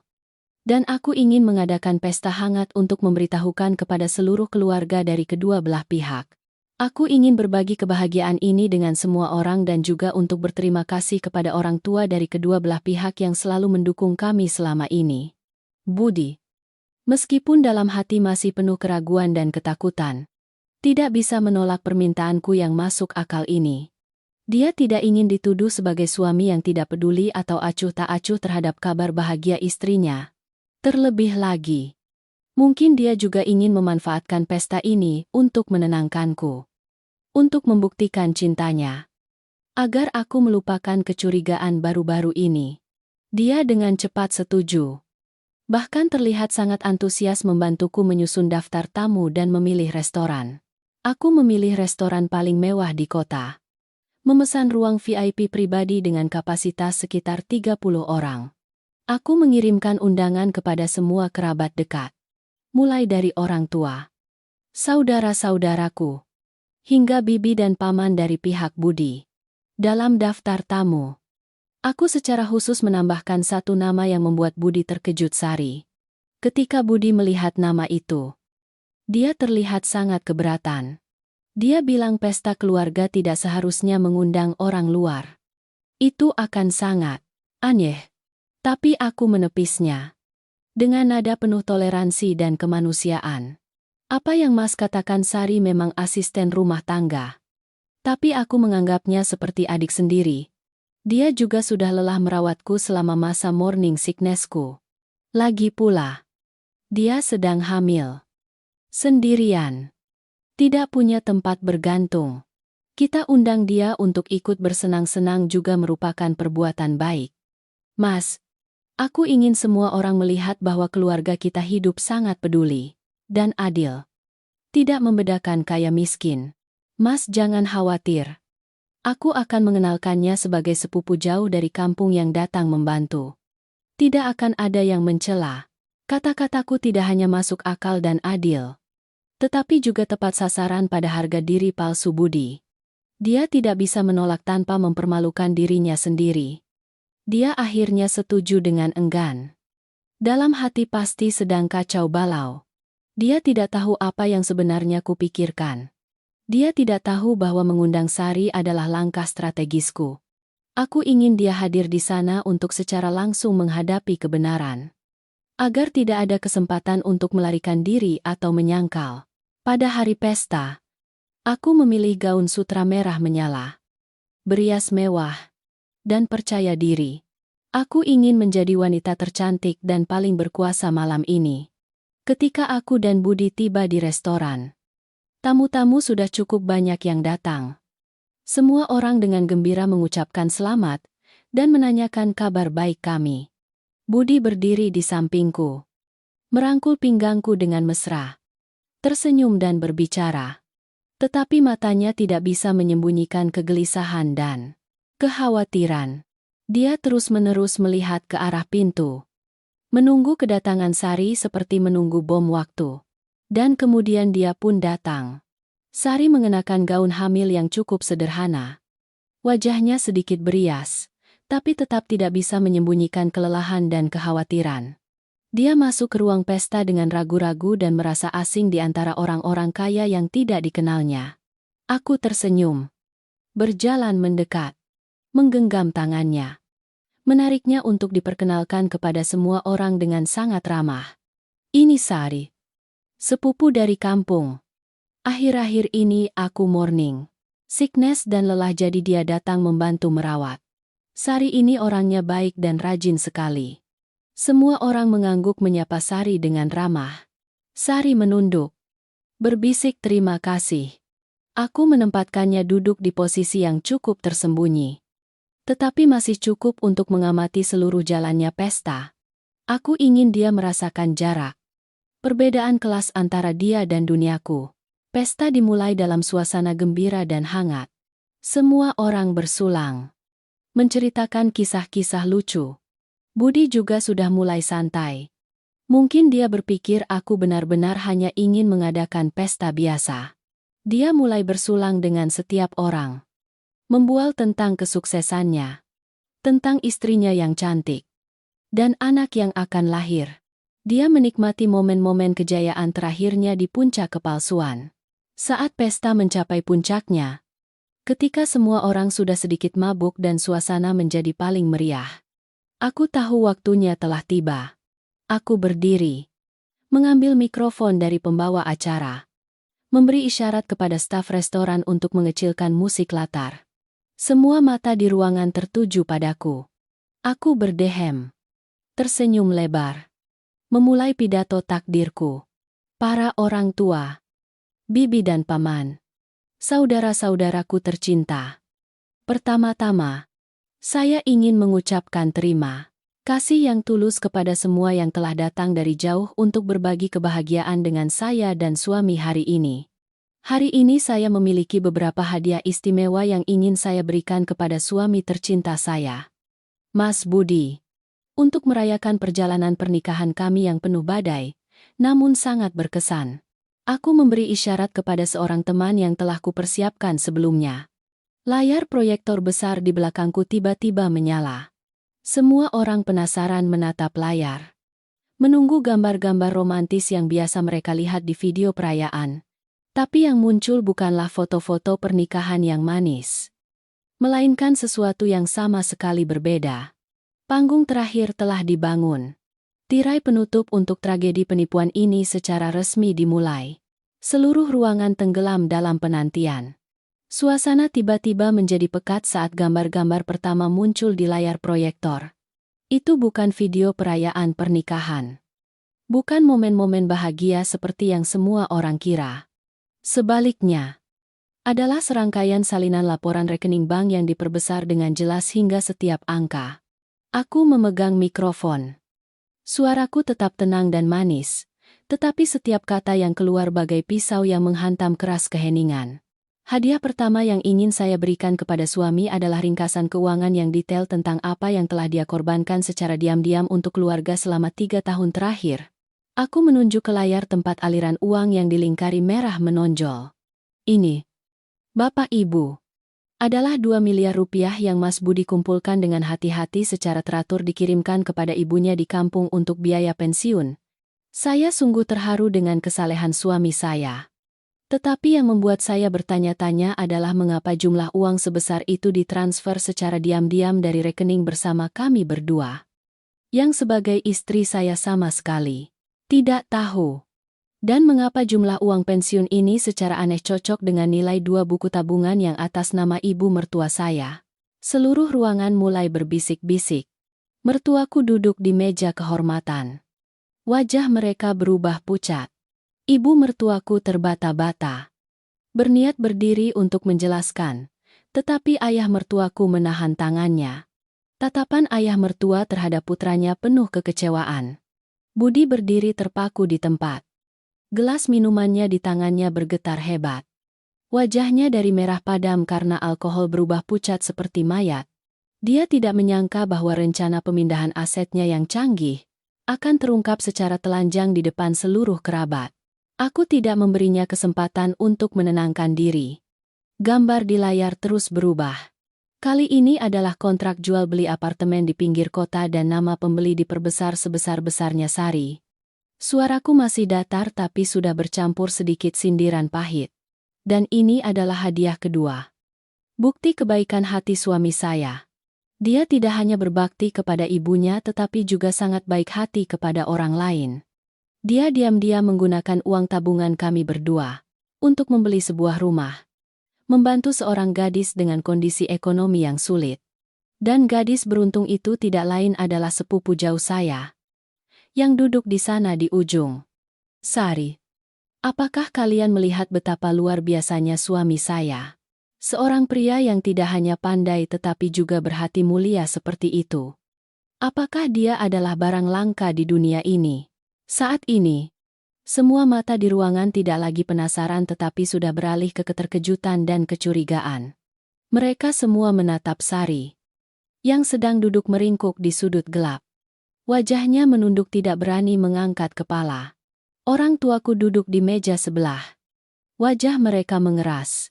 Ayahku menggenggam erat tangan ibuku seolah menenangkannya. Ayah sudah tahu semuanya tapi tetap diam agar aku bisa menyelesaikannya sendiri. Suara bisik-bisik semakin keras. Budi mulai panik. Dia berniat menyerbu panggung untuk merebut mikrofon tetapi sudah dihadang oleh dua sepupuku yang berdiri. Aku menatap lurus ke matanya yang memerah karena ketakutan dan kemarahan. Senyum di bibirku perlahan padam, digantikan oleh ekspresi dingin yang menakutkan. Mungkin kalian semua bertanya-tanya mengapa suami saya begitu baik kepada asisten rumah tangga ini. Kan mengapa harus membelikan rumah untuknya Mungkin karena hadiah ketiga ini. Gambar di layar sekali lagi berubah.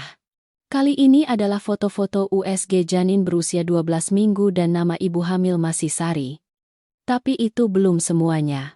Segera setelah itu adalah rekaman video yang diambil dari kamera tersembunyi di dapur. Adegan Sari diam-diam menghancurkan obat, memasukkannya ke dalam teh. Saya muncul dengan jelas. Seluruh ruangan terkesiap kaget. Ada yang tidak bisa menahan diri untuk berdiri, menunjuk ke arah Sari sambil memaki-maki. Ibuku tidak tahan lagi. Dia terisak-isak menangis. Ayahku memeluknya. Tatapan matanya pada Budi seperti ingin menelan hidup-hidup menantunya yang bajingan itu. Suaraku saat ini tercekat, bergetar seperti akan menangis. Tetapi sebenarnya adalah kemarahan yang telah tertahan hingga puncaknya. Ya, suamiku tidak hanya berselingkuh. Dia juga bersama kekasihnya berkomplot untuk mencelakai anak dalam kandunganku. Anak yang semua orang hari ini datang untuk merayakan kelahirannya. Dia takut janinku akan mempengaruhi harta warisan yang ingin dia tinggalkan untuk anak kandungnya dengan asisten rumah tangga itu. Apakah ini masih tindakan manusia? Semuanya pecah. Ibu mertuaku tidak tahan dengan guncangan itu. Dia pingsan di meja. Ayah mertuaku buru-buru menopangnya. Mulutnya menggumamkan kata-kata pahit. Budi saat ini seperti binatang buas yang terpojok.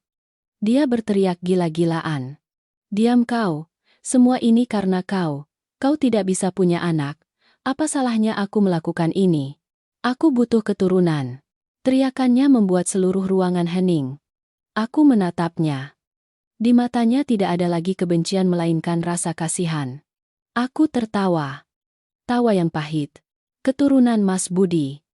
Apakah Mas yakin punya kemampuan itu? Kalau begitu, lihatlah hadiah terakhir yang kupersembahkan untukmu. Gambar terakhir. Dan juga pukulan paling mematikan. Muncul di layar. Itu adalah hasil tes DNA yang diperbesar sebesar-besarnya. Tulisan tidak ada hubungan darah dan persentase 0%. Berwarna merah darah langsung menusuk mata semua orang.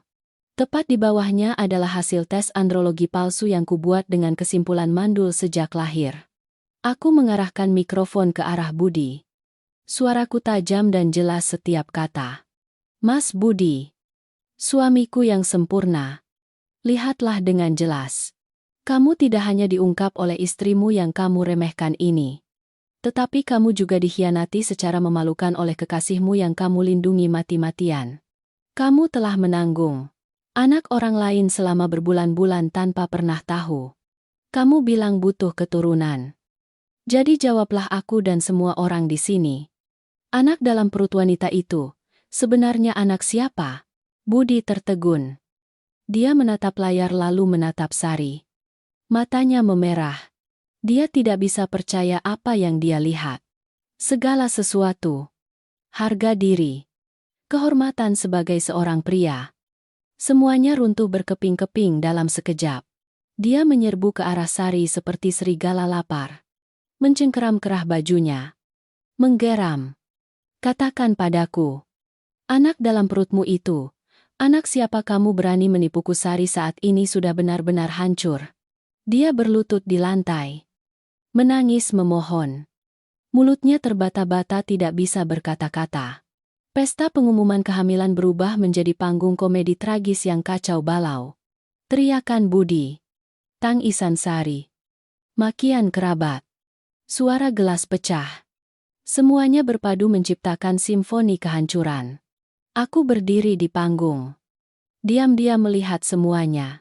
Aku tidak lagi merasakan sakit atau kepuasan. Di dalam hatiku hanya tersisa kekosongan dan ketenangan yang aneh. Drama telah mencapai puncaknya dan aku, sutradaranya, telah menyelesaikan peran terakhirku dengan sempurna. Pesta berakhir dalam kehinaan dan rasa malu yang mendalam bagi Budi dan Sari. Petugas keamanan restoran harus turun tangan untuk mengeluarkan dua pelaku kejahatan itu dari sana. Sebelum Budi sempat melakukan hal bodoh pada kekasih yang telah menipunya. Aku meninggalkan restoran bersama orang tuaku.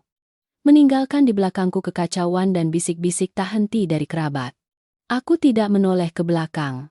Masa lalu itu, orang-orang itu, sudah tidak pantas lagi untuk kupedulikan bahkan sedetik pun. Beberapa hari kemudian adalah rentetan hari neraka bagi Budi. Gugatan cerai dariku, beserta semua bukti tak terbantahkan mengenai perselingkuhan, rencana jahat, dan pemindahan aset, telah diajukan ke pengadilan. Dengan dukungan tim pengacara terbaik, aku berhasil mendapatkan putusan yang sangat adil. Pengadilan memutuskan Budi harus mengembalikan seluruh uang yang diam-diam dia transfer kepada ibunya dan kepada Sari.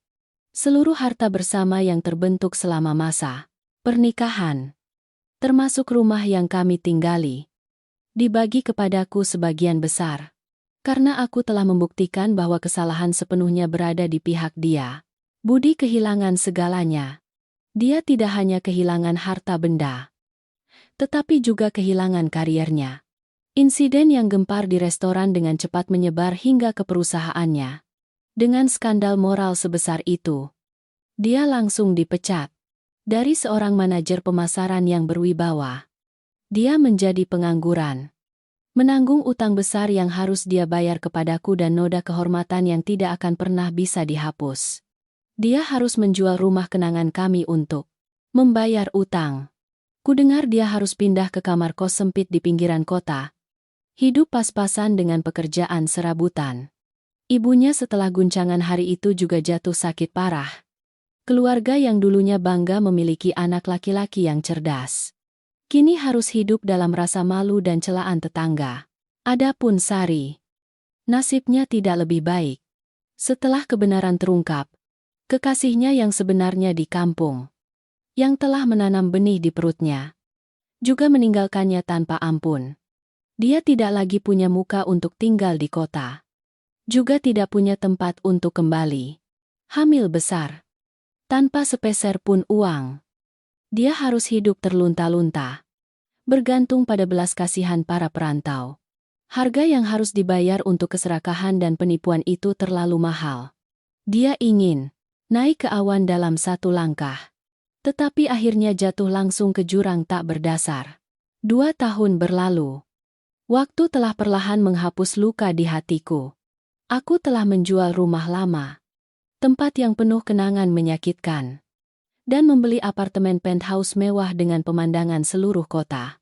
Aku tidak kembali bekerja untuk perusahaan keluarga, melainkan memulai usaha sendiri. Mendirikan merek fashion desain pribadi, dengan bakat, ketajaman, dan koneksi yang sudah ada. Bisnisku berkembang dengan sangat pesat. Aku telah membuktikan bahwa nilai seorang wanita tidak terletak pada memiliki seorang suami, melainkan pada kemandirian, dan kemampuan untuk mengendalikan hidupnya sendiri. Aku tidak lagi membenci Budi atau Sari. Kebencian hanya membuat jiwaku semakin berat. Aku menganggap mereka sebagai pelajaran berharga yang telah diajarkan kehidupan kepadaku tentang sifat manusia dan kewaspadaan. Kadang-kadang aku masih mendengar beberapa informasi tentang Budi melalui teman-teman lama. Dia masih berjuang membayar utang. Menjalani kehidupan yang tertutup dan penuh rasa bersalah. Mungkin hukuman terbesar baginya bukanlah kehilangan materi, melainkan siksaan hati nurani dan rasa malu karena harus menanggung anak orang lain. Itu adalah bekas luka yang akan mengikutinya seumur hidup. Suatu sore di akhir pekan, aku sedang duduk di kafe favoritku membaca buku yang bagus. Lalu seorang pria asing mendekat. Dia memiliki senyum hangat dan mata yang sangat tulus. Dia bilang sudah lama memperhatikanku, mengagumi kemandirian dan kekuatanku. Dia adalah seorang arsitek. Juga pernah mengalami kegagalan dalam pernikahan. Kami mulai berbincang dan aku menyadari bahwa setelah badai, langit akan cerah. Satu pintu tertutup. Pintu lain yang lebih baik akan terbuka. Aku tidak terburu-buru masuk ke hubungan baru. Tetapi aku membuka hatiku untuk menerima hal-hal baik. Aku telah belajar untuk mencintai diriku sendiri terlebih dahulu. Aku berwisata, belajar keterampilan baru, meluangkan waktu untuk keluarga dan teman-teman. Hidupku kini penuh warna dan kebahagiaan. Kebahagiaan sejati yang datang dari dalam. Bukan kebahagiaan pinjaman dari siapapun. Melihat kembali perjalanan yang telah berlalu. Aku tidak menyesal. Rasa sakit, air mata, telah menempa seorang Lina yang kuat, tangguh, dan bijaksana hari ini. Aku telah berubah dari korban dalam drama orang lain menjadi sutradara bagi hidupku sendiri. Bunga yang pernah terinjak badai kini telah bangkit kembali dengan indah dan harum dari sebelumnya. Dan aku tahu di depan sana ada langit luas yang menantiku untuk terbang bebas. Menulis bab-bab paling bahagia dan bermakna dalam hidupku. Para pendengar sekalian, setiap kali malam tiba, ketika kota bersinar seperti galaksi di bawah tanah, aku sering memiliki kebiasaan membuat secangkir teh bunga krisan hangat. Berdiri di balkon dan diam-diam mengamati kehidupan yang sibuk di luar sana. Sudah lama sekali hatiku baru menemukan ketenangan seperti ini. Gelombang ganas masa lalu. Badai pengkhianatan dan kebohongan seolah telah surut ke belakang. Hanya menjadi kenangan samar. Seperti demam yang melelahkan yang berhasil kulewati. Banyak orang bertanya kepadaku apakah aku masih membenci Budi. Apakah aku masih membenci Sari? Aku pernah. Para pendengar. Aku pernah membenci hingga rasanya bisa menggunakan kemarahan itu untuk membakar seluruh dunia. Aku pernah menangis hingga air mata kering di malam-malam yang panjang. Bertanya-tanya mengapa kebaikan dan pengorbananku diinjak-injak dengan begitu kejam. Tapi kemudian waktu, bersama dengan pelajaran berharga, mengajarkanku satu hal: melepaskan. Bukan berarti memaafkan mereka, melainkan membebaskan jiwaku sendiri. Terus memendam kebencian di hati. Sama saja dengan meminum racun sendiri. Tapi berharap orang lain yang mati. Itu hanya akan menggerogoti. Menghancurkan ketenangan dan masa depan kita sendiri. Melihat kembali 8 tahun masa muda yang terkubur dalam pernikahan penuh penipuan. Pelajaran terbesar yang kudapatkan bukan tentang cara mengenali seorang pengkhianat, tetapi tentang cara mengenali nilai diri sendiri. Wahai para wanita, para istri, para ibu yang mendengarkan cerita ini. Aku tahu banyak dari kita diajarkan bahwa pengorbanan diam-diam adalah kebajikan tertinggi. Kita mengorbankan masa muda, karier, hobi pribadi untuk membangun rumah tangga. Untuk menjadi pendukung yang kuat bagi suami dan anak-anak kita. Kita memberi tanpa perhitungan. Mencintai tanpa syarat. Itu tidak salah. Tetapi kita telah melupakan satu hal terpenting: kita juga perlu mencintai diri sendiri. Nilai seorang wanita tidak terletak pada seberapa pandai Anda memasak, seberapa bersih Anda merapikan rumah, atau seberapa banyak Anda berkorban untuk suami dan anak. Nilai Anda terletak pada harga diri, pada batas yang Anda tetapkan agar orang lain tidak bisa melampauinya. Ketika Anda terlalu pemaaf, terlalu mudah, pengorbanan Anda di mata orang lain akan menjadi hal yang biasa. Kebaikan Anda akan menjadi kebodohan. Dan keheningan serta penderitaan Anda akan menjadi lahan subur bagi benih-benih penghinaan dan pengkhianatan untuk tumbuh. Jangan pernah membiarkan siapapun termasuk orang yang Anda cintai, memiliki hak untuk menentukan kebahagiaan dan menginjak-injak kehormatan Anda. Keheningan hanya benar-benar emas ketika digunakan sebagai senjata kebijaksanaan, bukan sebagai ketabahan orang yang lemah. Ketika aku menemukan kebenaran, aku memilih diam. Tetapi itu bukan keheningan dalam air mata dan ketidakberdayaan. Itu adalah keheningan untuk mengamati, untuk mengumpulkan bukti, untuk merencanakan serangan balik yang menentukan. Jangan pernah menjadikan diri Anda korban yang menangis dalam keputusasaan. Ubah rasa sakit menjadi kekuatan. Ubah air mata menjadi kewaspadaan. Dan ubah pengkhianatan orang lain menjadi kesempatan untuk terlahir kembali dalam hidup Anda dengan lebih cemerlang. Perjalananku adalah perjalanan metamorfosis yang menyakitkan. Dari seorang istri yang polos, terlalu mencintai, menganggap suami adalah segalanya, menjadi seorang wanita yang mandiri, berdikari, tahu persis apa yang dia inginkan, dan apa yang harus dia lakukan. Dari dapur kecil, tempat aku pernah pasrah menerima cacian, aku melangkah keluar ke dunia luas, membangun karierku sendiri. Dari tetesan air mata kesedihan di kegelapan malam, aku menemukan kembali senyum, kebebasan dan ketenangan. Dan aku menyadari bahwa seorang wanita tercantik, paling memesona, bukanlah saat dia mengenakan gaun bermerek, tetapi saat dia percaya diri berdiri di atas kakinya sendiri, mengangkat kepala tinggi-tinggi, dan tersenyum pada kehidupan. Meskipun kehidupan itu pernah menghancurkannya hingga berantakan, kisah Lina berakhir di sini. Tetapi aku tahu bahwa di luar sana masih banyak kisah lain. Banyak kehidupan lain. Banyak wanita lain yang harus melalui penderitaan yang serupa. Pernahkah Anda merasa memberikan terlalu banyak tetapi tidak mendapatkan balasan yang pantas? Pernahkah Anda menghadapi pengkhianatan dari orang yang paling Anda cintai? Silakan tinggalkan komentar di bawah untuk berbagi kisah dan perasaan Anda. Curahan hati Anda mungkin akan menjadi sumber motivasi, pelajaran berharga bagi banyak orang lain yang membutuhkan berbagi. Dan jika kisah ini menyentuh hati Anda, jangan lupa untuk menekan like, share, dan subscribe saluran keluarga dan kisah-kisah untuk bersama kami mendengarkan lebih banyak kisah yang bermakna dan mendalam.